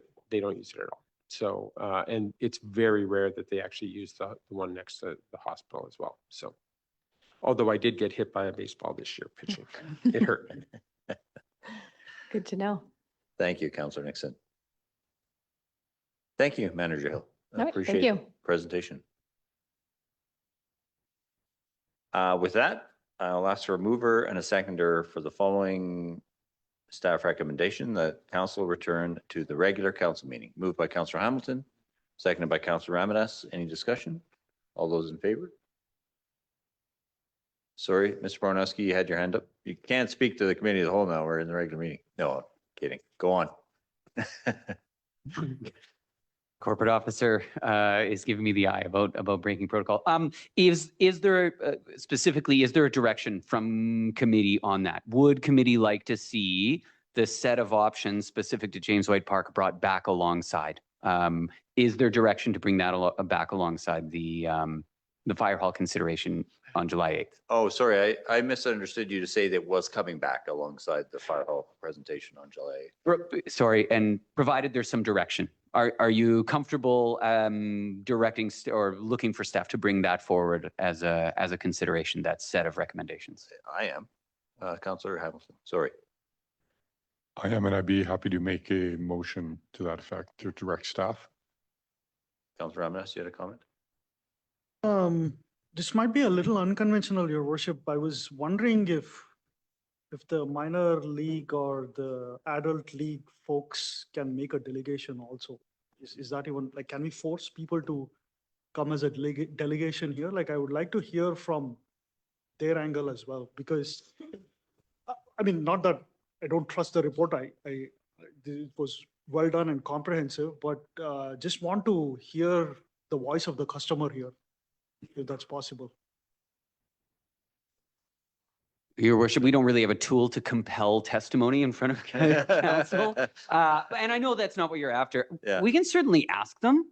We can ask if they'd be willing to come and speak to their preferences. I guess my thought would be if we're bringing something back, I can ask if they want to come back. B, we're really talking about building a fire hall and bringing this back as additional context. So I don't want to lose that we have a very large project and also a much smaller project, but a very emotional project. And so I don't know if right beside fire hall is the right time exactly for that, but specifically on direction, if it's sort of the 95,000 plus the 200,000 upgrade that council would like to see brought back, or just all of these considerations to make a decision from, we can see what we can bring back to focus it, and if someone can come and speak to their perspective. Yeah, well, you've sort of raised the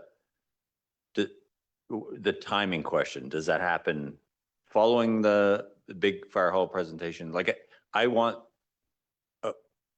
this is important to people in the community. I want them to be aware it's important, and we're treating it as important. And so there is the danger, and thank you for raising it, that it gets lost in the fire hall conversation. So, you know, maybe it is a subsequent meeting, we bring it back, and, you know, in light of the reference to the fire hall, but I'm open to that conversation too.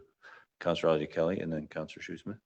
This might be a weird question, Your Worship, but being that the fire hall is going to displace a ball field, when it comes to borrowing for the fire hall, does that include any possibility of having money to create a new ball space? Was very awkwardly phrased. No, Did that make I sense? think everybody understood what you meant. Mr. Logan. Yeah, sorry, I'll try this. The intent of the report tonight was to provide a ton of information, which I think Manager Hill provided. And it was intended on purpose to show up to this committee of the whole for discussion on the menu of options presented. We were hoping for a discussion, which we've heard, but as staff, I don't think there's clarity on what exactly we'd like to move in that direction as far as long-term planning for use at the dump site or expanding the smaller ball diamond, which wouldn't actually result in more diamond space for adult ball. And the intention was to bring it back alongside or in the report done by the fire hall to have that as a small piece of that larger project and not steal the thunder of that report and have most of that discussion happen tonight. Does that provide a bit more clarity? Not to my question, no, sorry. Because I'm specifically saying, can there be a financial element for the ball fields tied into the fire hall since the fire hall is displacing ball? Can it be embedded in the fire hall costs? Thanks, Mr. Councillor Audia Kelly. I mean, firstly, that's part of I think that's part of the direction that Mr. Bornowski is asking. Would council like to see these two improvements come beside the fire hall? And in terms of lumping it all in with our borrowing bylaw, you could do that. You would have to explicitly state what the purpose of the bylaw is for. So that could be for fire hall and for improvements to existing ball field infrastructure. But as council will see on July 8th, the funding strategy for the fire hall will include a mix of borrowing and grants and reserves. And so my initial thought is just to keep the borrowing bylaw as simple as possible.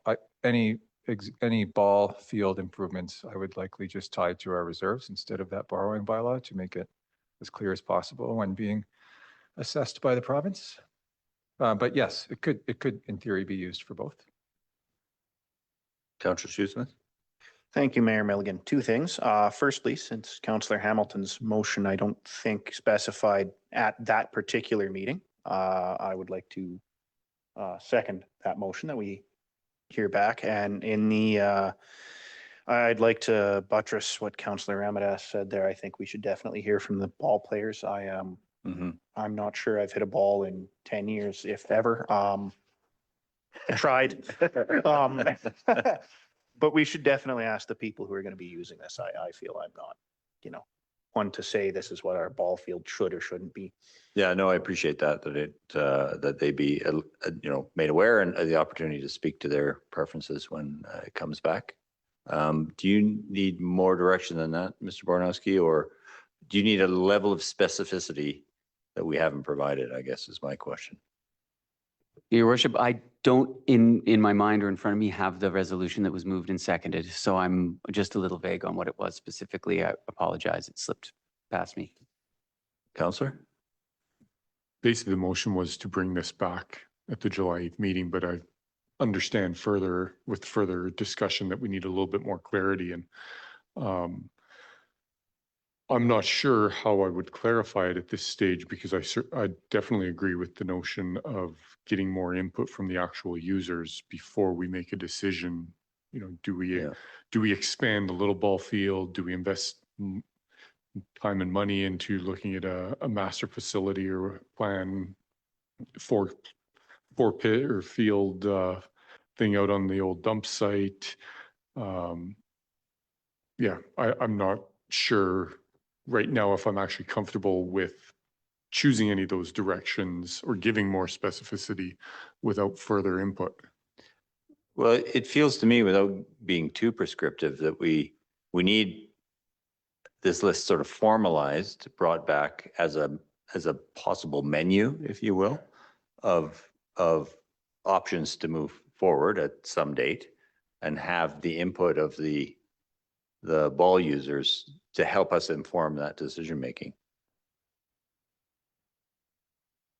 So, Your Worship, the menu is already available, isn't it? Like, it's like this report pretty much lays out Yeah. what we need.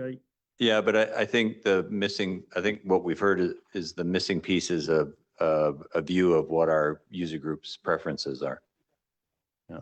Mr. Bornowski, and Would it be fair to ask Manager Hill to engage with the all user groups, consolidate their feedback, and invite them to come participate in public presentation on the 8th, where we will have the options for improvements to James White Park and other ball diamond development alongside the fire hall project, so that she can both summarize some of their comments in that report, and they can provide comment in person should they want to do so. that sounds ideal, actually. Okay. If that is the case, then I think that the options to upgrade or redevelop new ball diamonds is a sufficient resolution from council for us to do that, and bring it back alongside the fire hall report is a sufficient resolution for us to do that. Is that suitable? That sounds exactly like what I was trying to say. Okay. Okay. And we lost Councillor Shoesmith. I need to see if he will second that. If not, Councillor Adi Kelly will.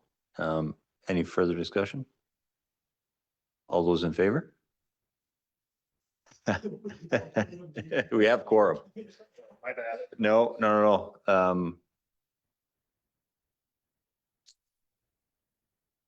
So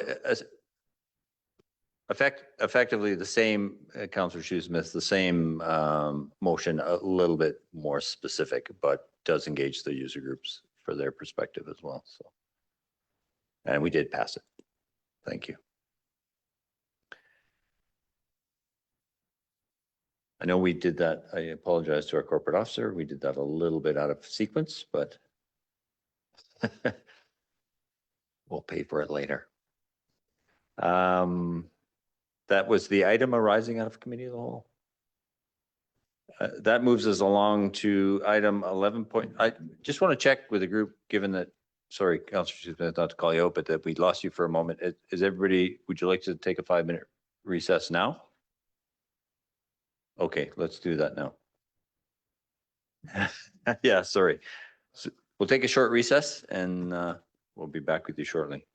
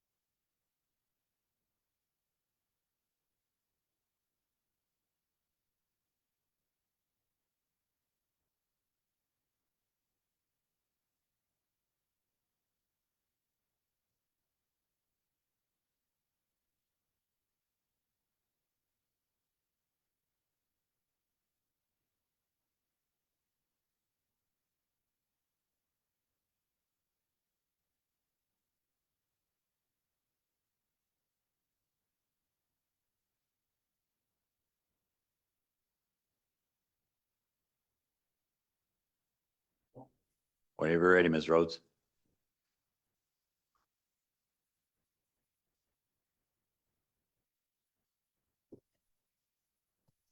Thank you. Welcome back. Item 11.1, our Sophie report, Statement of Financial Information, a report from our Director of Finance, Mr. Burdett. Welcome. Thank you again, Mayor Milligan. No slideshow. The Statement of Financial Information, or SOFI, is kind of the last of our 2024 annual reporting requirements, and included in that is the audited financial statements which Council previously approved on May 13th. And then there's 4 separate schedules that have to be included, 2 of which, one is a schedule of indemnities and the other is a statement of severance. We didn't have any in 2024. And then there's one with this is the statement of our payments to suppliers, and then our statement of remuneration and expenses for anybody earning over 75,000 and mayor and council. And last year there was some discussion after the fact about the numbers on the SOFI report, and the numbers under salary are not necessarily reflective of base salary. They include things like overtime and travel to conferences and things like that. And while I didn't want to break the provincial template where they just require the total number and then the expense column, I did add a little blurb at the bottom that tries to clarify exactly what's included in that number as per council's discussion last year. Anyway, that's the only thing that's changed from last year. So I'm happy to answer any questions on that report. Thank you, Mr. Burdett. Questions from council? It's pretty straightforward. We didn't have any severance. I'm just curious, is there a threshold for that reporting? Like, is it?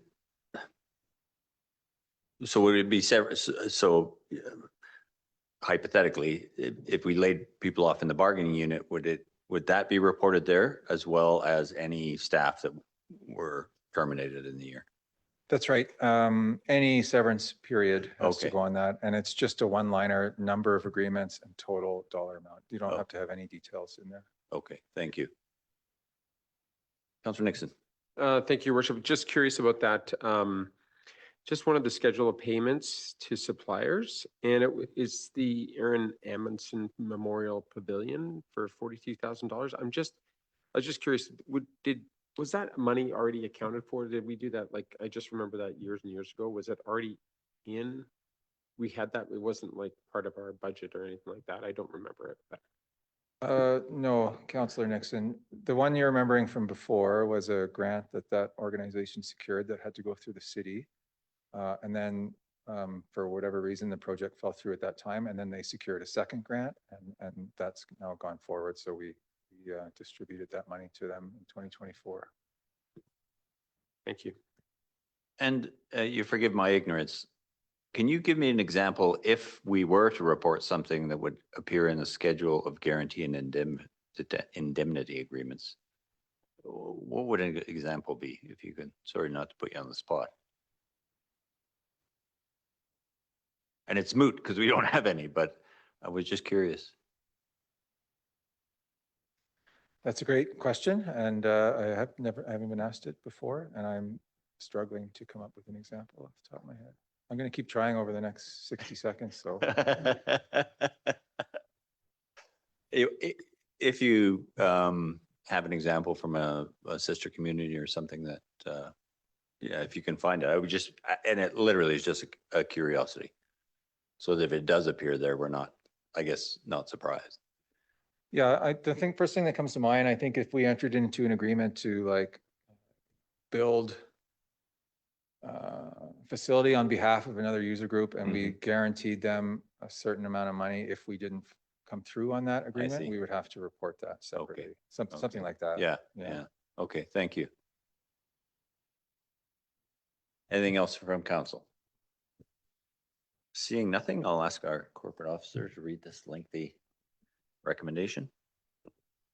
Staff recommendation is that council approve the 2024 Statement of Financial Information for filing with the Ministry of Municipal Affairs and Housing, and that the Mayor and Director of Finance be authorised to execute all documents related to the 2024 Statement of Financial Information Report. Moved by Councillor Nixon, seconded by Councillor Hamilton. Any further discussion? Sorry, Councillor Sims. Okay. Okay. All those in favor? That is unanimous. Thank you. Thank you, Mr. Burdett. We now enter into our annual general meeting and our 2024 annual municipal report, a presentation from our CAO. Thank you, Your Worship. Mayor and Council, I have a very brief presentation of the annual municipal report as part of our AGM. We are presenting the 2024 annual municipal report to council and to the community for public comment and question. It has been posted online, and we have had Let's Talk and email open for public comment. And immediately following this presentation, should council approve the annual municipal report, it shall be opened for public comment and question here. So what is the annual report? It highlights our services, achievements, and progress towards the formally established goals and objectives for the municipality. It communicates results to council and the community so that we're transparent. It helps build an understanding of what we do as a municipality, our obligations, and what priorities are set by council. It contains financial statements as well, including permissive tax exemptions, grants, and agreements. And it does provide a light look ahead to next year. Our annual municipal report is focused on reporting out on how we have advanced the strategic plan and is helpfully arranged by objectives. And it's an updated format for 2024 that I think does a much better job of highlighting the alignment of the work we do, our achievements, and alignment in support of council's strategic plan. And I'd just like to recognize Ms. Rhodes as Manager Communications for her work in developing the publication.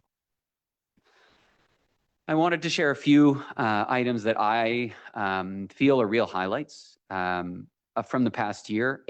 Significant asset management progress, primarily through condition assessments, but this is leading to updated budgeting and long-term financial planning and improving our ability to plan around known asset conditions and our needs. Many bylaw updates. They bring regulations into contemporary standards. The subdivision development servicing bylaw is a great example of that, as well as water conservation and water use regulation to support the conservation of water. Much more public engagement over the last year. Some of this is council's efforts with Council Cafe, as well items like the business budget banter and beer with the Chamber of Commerce. We continue to undertake the largest technology transformation project the city has ever looked at. This is a complete redevelopment of our hardware, software, and our business systems and optimizing those. Huge progress over the last year, and I think our asset management department and the team there deserve a lot of credit for that work. We've significantly improved transparency and reporting to the community and council with quarterly reporting.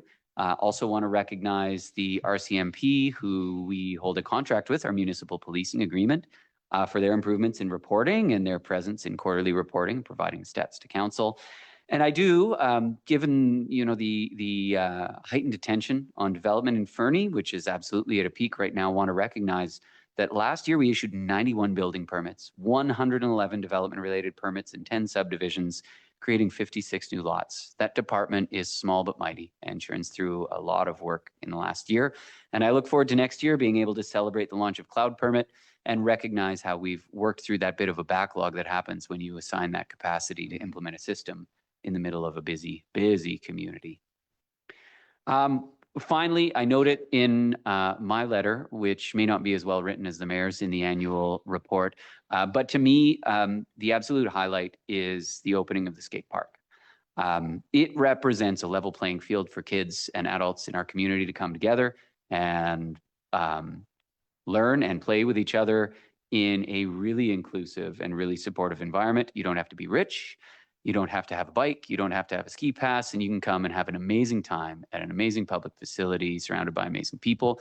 People travel throughout the Elk Valley and beyond to come to Fernie for this skate park, and I see it used all 4 seasons So I'm just very proud of the team, council's courage in moving forward with a renovation or remediation and redevelopment like that, and want to celebrate that we can make really cool community spaces that aren't obvious community spaces when we have the courage. So thank you to council and the team for your support for that initiative. With that, again, if council considers approving the annual report, the corporate officer is going to summarize some comments and questions already received, and then the mayor, I anticipate, would open the floor and present it to the public for questions and comments. My recommendation is that council approve the 2024 annual municipal report. Thank you. Thank you, Mr. Bornowski. Councillor Hamilton. I'll move the recommendation. The recommendation being that council approve the 2024 annual municipal report. Seconder, Councillor Nixon. Any discussion? Councillor Ramirez. Just one clarifying question, Your Worship, on that 56 new lots that came out in the slide. And I apologize, I should have known the answer because you guys give that quarterly update every year. But what's the comparative number to last year? Like, have we gotten to better? 2023?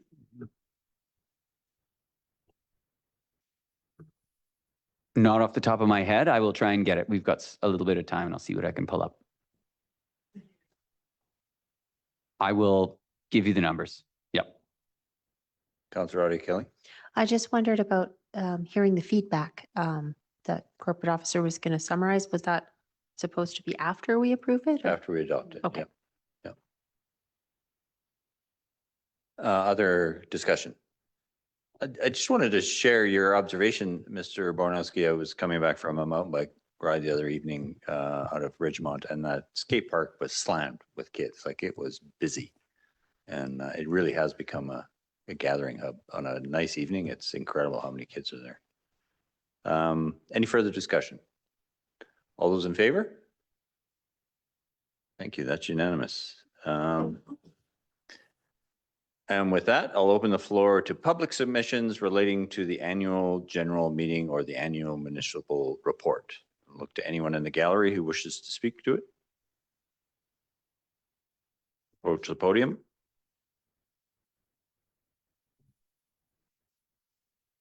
Thank you, Mayor, Council, and staff, and no gallery. There's always lots of topic on the streets and on social media, but kind of disappointing to see nobody shows up to, to voice their concerns instead of online. So I'd just like to speak to a couple things. Mr. Bornowski in his report said, very open and honest and transparent, but then you have Director of Streets and Roads. I think the position now will be, you're looking at the application now, it'll be the third time under this administration that job's been replaced. I guess my question would be, every time somebody's replaced, there's always a severance package, but nothing's listed as a line item. It's all combined into one. And that, to me, that's not being very honest or transparent. I think the severance packages should be, noted. And if you're being open and honest and transparent, why aren't they? They just finished saying they're all combined. It's a line item. I don't agree with that. And one other thing too is, the OCP, I listened here and, you're thinking about 1,000 homes coming forward. Well, with 1,000 homes, I guess, how many adults are coming? How many kids are coming? And, those numbers. So you look at the baseball thing, you're taking a diamond away and you're looking at creating another diamond. I just don't see where the logic is here, of what you're doing, because I believe there's going to be lots of pushback still from the community about the site you selected.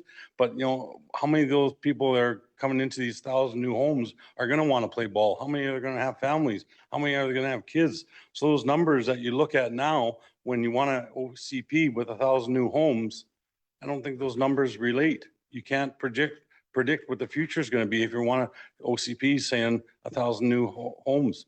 And that's just my thoughts from sitting back in the gallery. And I'd just like to let you know too, it's very valuable to get public participation in on these things, like, somebody from the Ball Diamonds and that. I just want council to know, I was invited by the hospital board years ago to come and sit on as a community involvement and sit on it when they introduced the video check-in at the hospital. And they said to me, Chris, what do you see from being from the public? And I said, well, you know what, this video check-in is great and that, but you're doing it in the hallway and there's so much private information.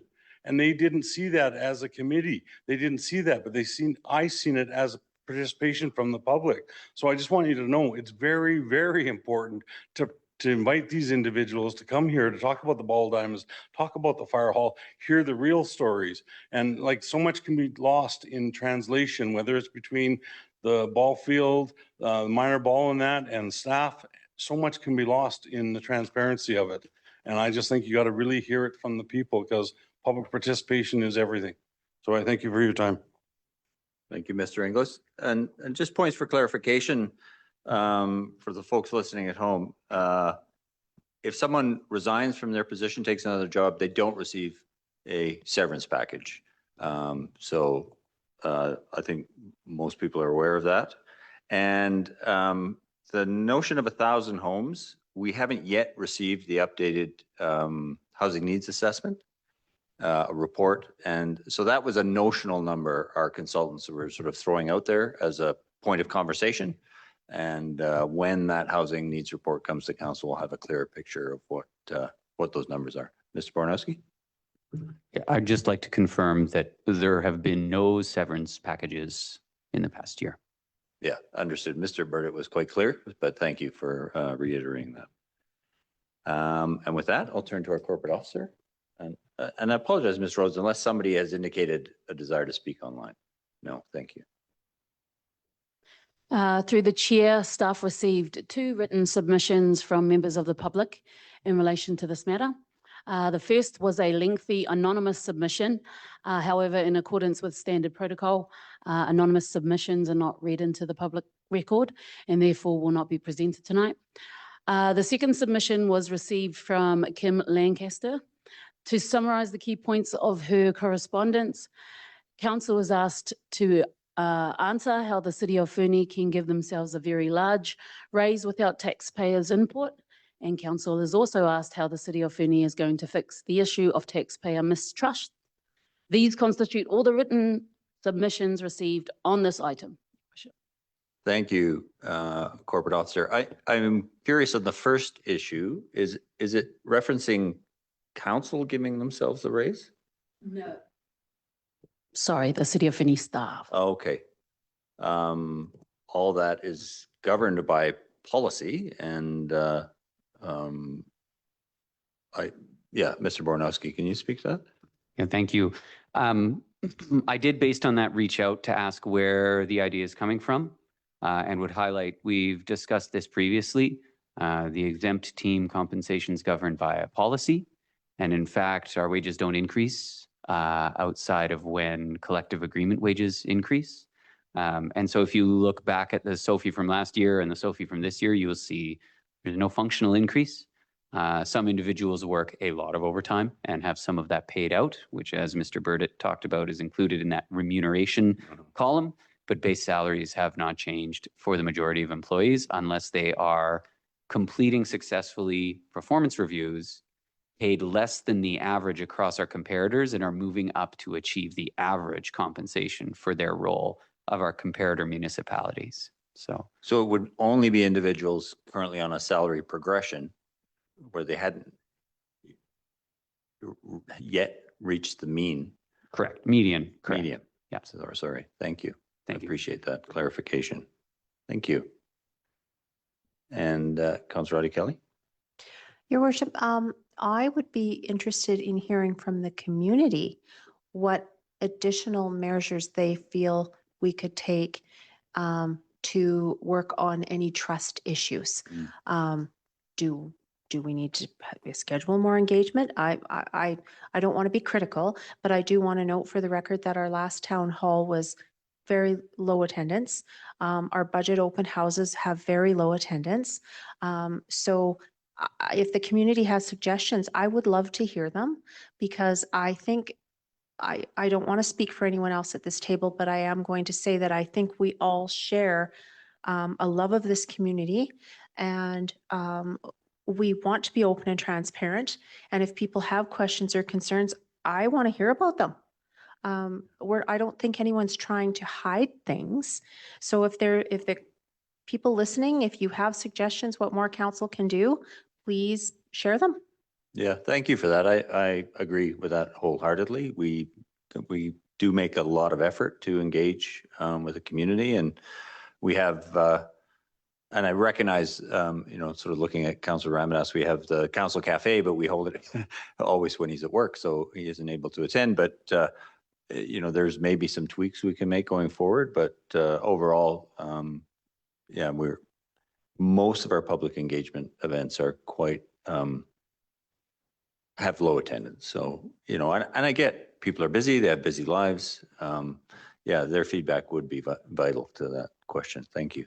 Yeah, maybe we're missing the boat, Your Worship. Like you said, maybe we need to tweak. So Yeah, if people have ideas, I'd love to hear them. absolutely. Thank you for that. Anything else on that? Seeing none, we did adopt it, so we can move on. Thank you. Get mired in the details here. Item 11.3, UBCM AGM and conference report from our CAO, Mr. Bornowski. Thank you, Mayor and Council. No presentation for this one. Very simply, what I'm looking for is a lengthy resolution, but just to provide formal action to the discussions from last week's meeting around meetings at UBCM. Thank you, Mr. Bornowski. And these are topics and not ministries. So can you sort of provide a bit of clarity there? Thank you, Your Worship.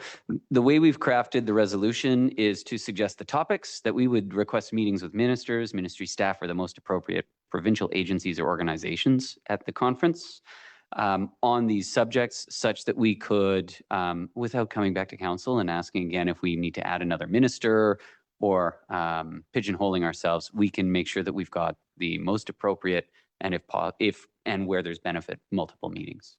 Excellent. Thank you. I appreciate that, creating that flexibility. I'll turn to our corporate officer, if you wouldn't mind reading. Yeah.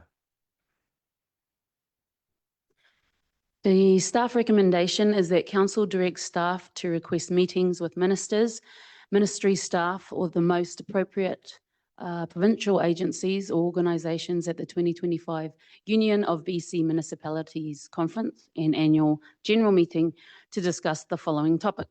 Number 1, the exploration of microbial soil reed beds within the city's wastewater treatment compliance design project. Number 2, provincial support for childcare, after school care and expanded community use at the new elementary school planned for Fernie.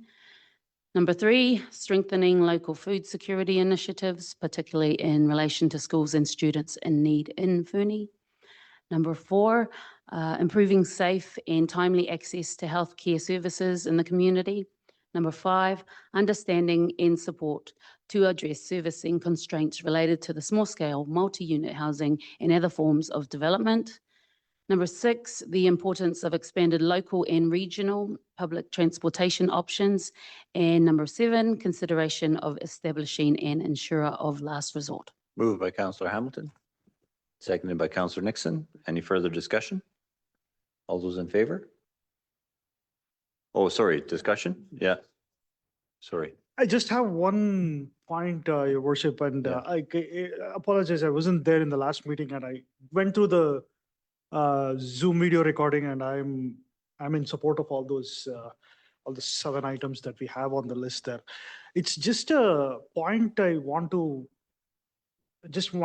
put it out there, Your Worship. I don't have a clear answer to this. Like, having attended UBCM back in 2023, my experience was, it was a lot of ministerial meetings, which I appreciate. I mean, those guys are busy. They have a big staff. We get a chance to speak with them. It is all fine, but there are hundreds of other communities who are doing exactly the same as us. I'm not trying to be, competitive or anything, but has there been any thought on whether that strategy is the right strategy? Like, these are the same 7 things that another 100 communities are going to ask the same thing. They also have the exact same problems as us.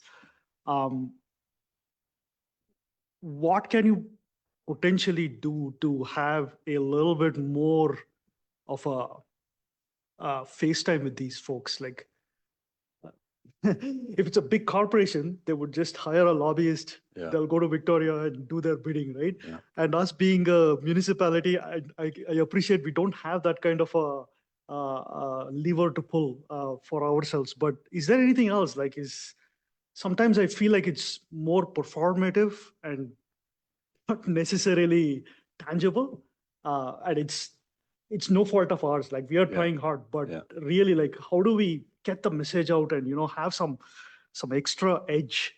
Yeah. If you know what I mean.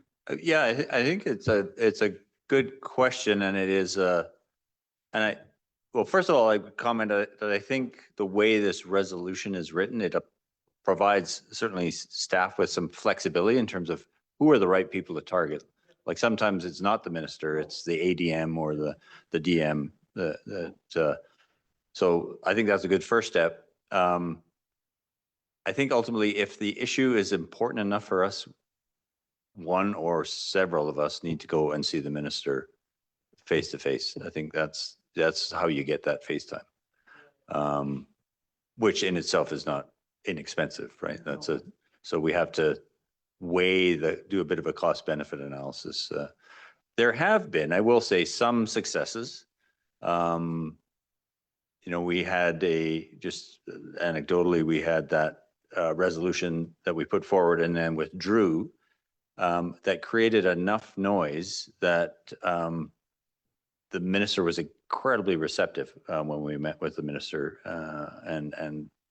and those community needs. So, and I'm not suggesting that you put a bunch of hand grenades out there and create that kind of noise every time. But there are, it's a fair question to keep looking at the strategy as to what the best route is for this. Councillor Audie Kelly? We did get that extension as well to your worship from UBCM that extra year, right? So that was a good outcome with our municipal wastewater planning. Yes. Yeah. Other discussion? Councillor Nix. Thank you, Your Worship. I think, I agree with the going to Victoria with, as the mayor, going, and having FaceTime with the minister would be very good. You would be our lobbyist, our number one. But I think that not going to these things, I think that it would get noticed. I think it will get noticed if Fernie didn't show up, if we weren't there amongst all the other groups. I think that all the other communities that are there, I think I think they would notice for sure. Yeah, it's a bit of it's a balancing of interests. I appreciate the perspective that for the ministers, it's a speed dating thing. And most of those communities, to your point, are asking for the same or similar things. So it's maybe a collective, and I do know UBCM does their own lobbying days that also address many of these issues. So it's a hard to, in terms of balancing the interests and where the best impact is, it's hard to gauge. Councillor Audie Kelly? Well, one of the things we might look at doing because it is undoubtedly expensive. Council terms are 4 years. We could potentially look at yourself and a couple of different members, like kind of rotating through going to some of those things, if that's something that's of concern to the community, and then all council members would get a fair opportunity to go. I believe the mayor always needs to be there. I think it's important. But if that's something that you were sort of getting at. Sorry, just help me understand that. Go to UBCM or go to specific meetings with ministers? Oh, like go to UBCM. Okay. I think the mayor of the community should always go. And it is a lot. So I think you do need a couple of people at least to go with you for support. But, if there's concerns about all of us going together or something like that, if the community has those concerns, perhaps we can come up with some kind of a policy where it's fairly distributed. you know, I think the mayor needs to be at those things like FCM. I think the mayor should always go. Those are important things for the head of our community to be at.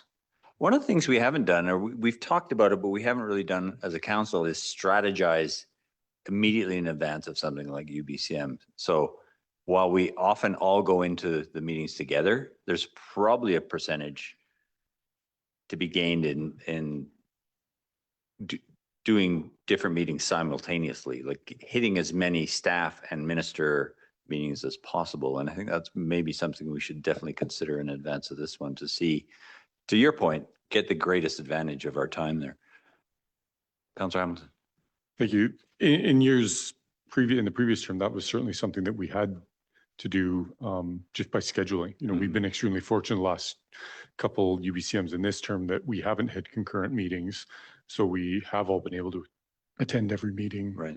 But it's certainly something, you know, you end up with the 15-minute meeting staggered by 10 minutes, and you can't everybody be in every place at once. So certainly that strategy idea is worth discussing once we know what our meetings are. Yeah. And I don't know, Mr. Bornowski, and I apologize, I should know this. When we get, like, how robust is the schedule we get back in terms of, we know when our meetings are, but we don't know, do we have a sense of other availabilities that same? No, we don't. No.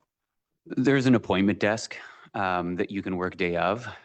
You hear really late what meetings you do and don't get at the last minute. And we changed, you'll remember last year we were changing out calendar pages once we'd even gotten there. Yeah, that's true. Yeah. No, that's a good discussion. Thank you for raising it, because I think, there's a potential to optimize the value for sure, 100%. Anything else? Any further discussion? With that, I will call the vote. All those in favor? That is unanimous. Thank you.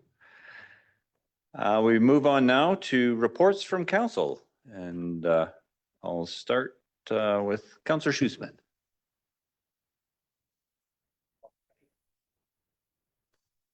All right. Thank you, Mayor Milligan. I'd be remiss if I didn't bring this up. Obviously, everybody is aware of the current tizzy in the building community going on. You know, there definitely is an issue there. I mean, I've had guys who were adults that I worked for when I was a tiny little kid, and, you know, they've run successful companies for decades here, and they're cheering up. I'm well aware of, you know, earlier in the meeting, somebody mentioned an apprentice being laid off. I know who that was, and there's another couple on the chopping block. And, you know, it's not like there hasn't been a bunch of things that we've tried here. I mean, digital permitting, we've tried more clerical staffing, we've tried a lot of different things, and it's still a difficult thing. It's still a sticky widget. It's still a big problem. I don't think there is any easy fix for this, but I think that we as a council need to have the political will to try and do whatever needs to be done, be it resourcing, be it policy, whatever it is. I think we need to line up and do this. I think that the first step in dealing with this is admitting that it is actually not good at the moment. I don't think it's ever been particularly great compared to other places. But I think that definitely things are coming to a head. And, you know, I certainly have to pass on from a lot of people that it's been a big problem this year. You know, I understand it's a lot as the province is, you know, constantly making demands of our planning department, but we do need to meet this head on somehow. Exactly how, that's up for debate, but I, for one, am here for it. Other than that, I actually have happy things to say as well. Canada Day, it's going to be fantastic. We're going to have a great time. I'm helping set that up. I'm actually the dunk tank chairperson. So I'm hoping to meet with you to figure out when you want to get dunked. I think it'd be some nice community outreach. Before I speak, or after I speak. Oh, sorry. whenever. Yeah. During the speech. Yeah. We'll charge $50 a shot while you're doing the speech. But yeah, just that's a fun thing to look forward to that I'm happy to be involved in. And that's about all I had for the moment. Thank you. Thank you. Councillor Nixon. Thank you, Your Worship. Yeah, I missed another council cafe. I was at the school again, so I think I've only gone to 2 since the inception of this, the wildly popular council cafe. I've been told people in the community and the people at the school, it would be great if we could have one at night. So like a council cafe at night or a dark edition or something to that effect, right? Right? Like, I mean, we don't have to drink coffee either. It could be a different beverage of some sort. Could be dark, could be light, except dark glasses. But seriously, you know, I mean, there are a lot of people who work during the community, you know, during the day, and they don't always have the opportunity to make these. So I think it would be good if we were to have that. I mean, that does mean more time out of your schedule, but I would be willing to, you know, to be there as well, obviously, as much as I could. The other thing that I'm really proud of is this Fernie Food Security Society, or the securitysociety.com. They're excited. They're going to have their first launch this Thursday, and they are having a meeting tomorrow night at the denominational church, which I think is the United Church, maybe, from 6 p.m. to 7 p.m. tomorrow night, 591 4th Avenue, and they have a volunteer meeting there. You can go online to that ferniefoodsecurity.com and volunteer there, and you'll get an email. But very, very near and dear to my heart. I can't imagine these children going home for the summer without any food. So, and that's it for me. Thank you. Councillor Ida Kelly. Thanks, Your Worship. I want to, I'll start on the sad note as well. I'm fully in support of the things that Councillor Shoesmith said. It is not lost on me that the situation is, I don't like to use the word dire, but I'm going to. And I don't know what all the solutions may be, or even in fact, what the problems may be in entirety, but I am willing to meet it head on. So I want to say that I support you, Councillor Shoesmith. On some happier notes, I was fortunate enough to attend the Business Banter and Beer at the Fernie RV Resort. Rado and his team have done some really amazing things with the what I think is a much loved and needed amenity in the community. So congrats to them. I attended another meeting with the Elk Valley Métis. They're just a fantastic group of people. They work closely with industry and wildlife biologists, et cetera. And on that note, I'm looking forward to hearing about the discussions that the Fernie Wildlife Action Committee had with staff regarding waste and wildlife, and some of those collaborative discussions that were held. I'm really sad that I missed the golf tournament. I'm really sorry. I was really not feeling well, but considering that I was probably the worst golfer last year, that was probably a good thing for our council team. So I hope you guys had fun. And Canada Day, I'm really super looking forward to that. I will be handing out cupcakes, among other duties as assigned, as they say. So really looking forward and really hoping that the community really comes out. And kudos to Councillor Shoesmith, who had this brainchild of getting the community groups together and putting this on. So that's all for me. Thanks, Your Worship. Thank you. Councillor Ramadas. Thanks, Your Worship. First of all, just want to give kudos to Councillor Nixon there to have worked with the Fernie Food Security folks. One thing that I want to figure out, Councillor, is how to get on that interact sign button and how to donate money. Like, it's that piece of the website is still not developed, I think. But anyway, thanks for your efforts there. And I agree with Councillor Shoesmith, Your Worship, with regards to building development. I've heard a lot of feedback from the community about the current issues. None of it is new, but it seems to be like becoming really, really urgent at this point in time. And I can definitely assure the community that we will roll up our sleeves and problem solve this as soon as we can on this. All in support for that. I did attend the chamber meeting a week ago. The folks there are actually looking forward to doing the delegation here on July 8th. Economic development is a big topic of discussion in that meeting as well. And I think what they are seeking is some kind of a language from the council to say that we support economic development. So how that plays out, I don't know how, but July 8th will be a good time for them to have that discussions with us.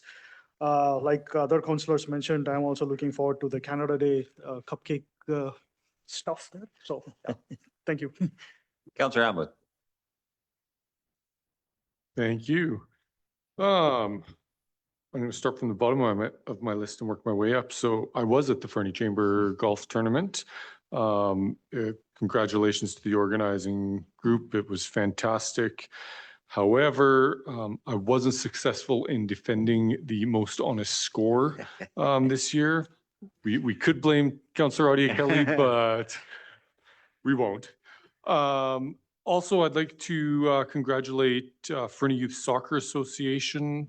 Their season wrapped up, well, was supposed to wrap up this past weekend with the soccer jamboree on Saturday. However, Mother Nature had other plans.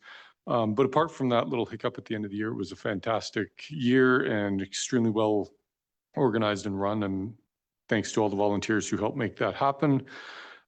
As well, in lieu of attending the soccer jamboree, I was able to go down to the Walk Across the Border again at Yakitat. And every time I go to that event, it just moves me in a new way. It's such a powerful moment. It's such an amazing atmosphere.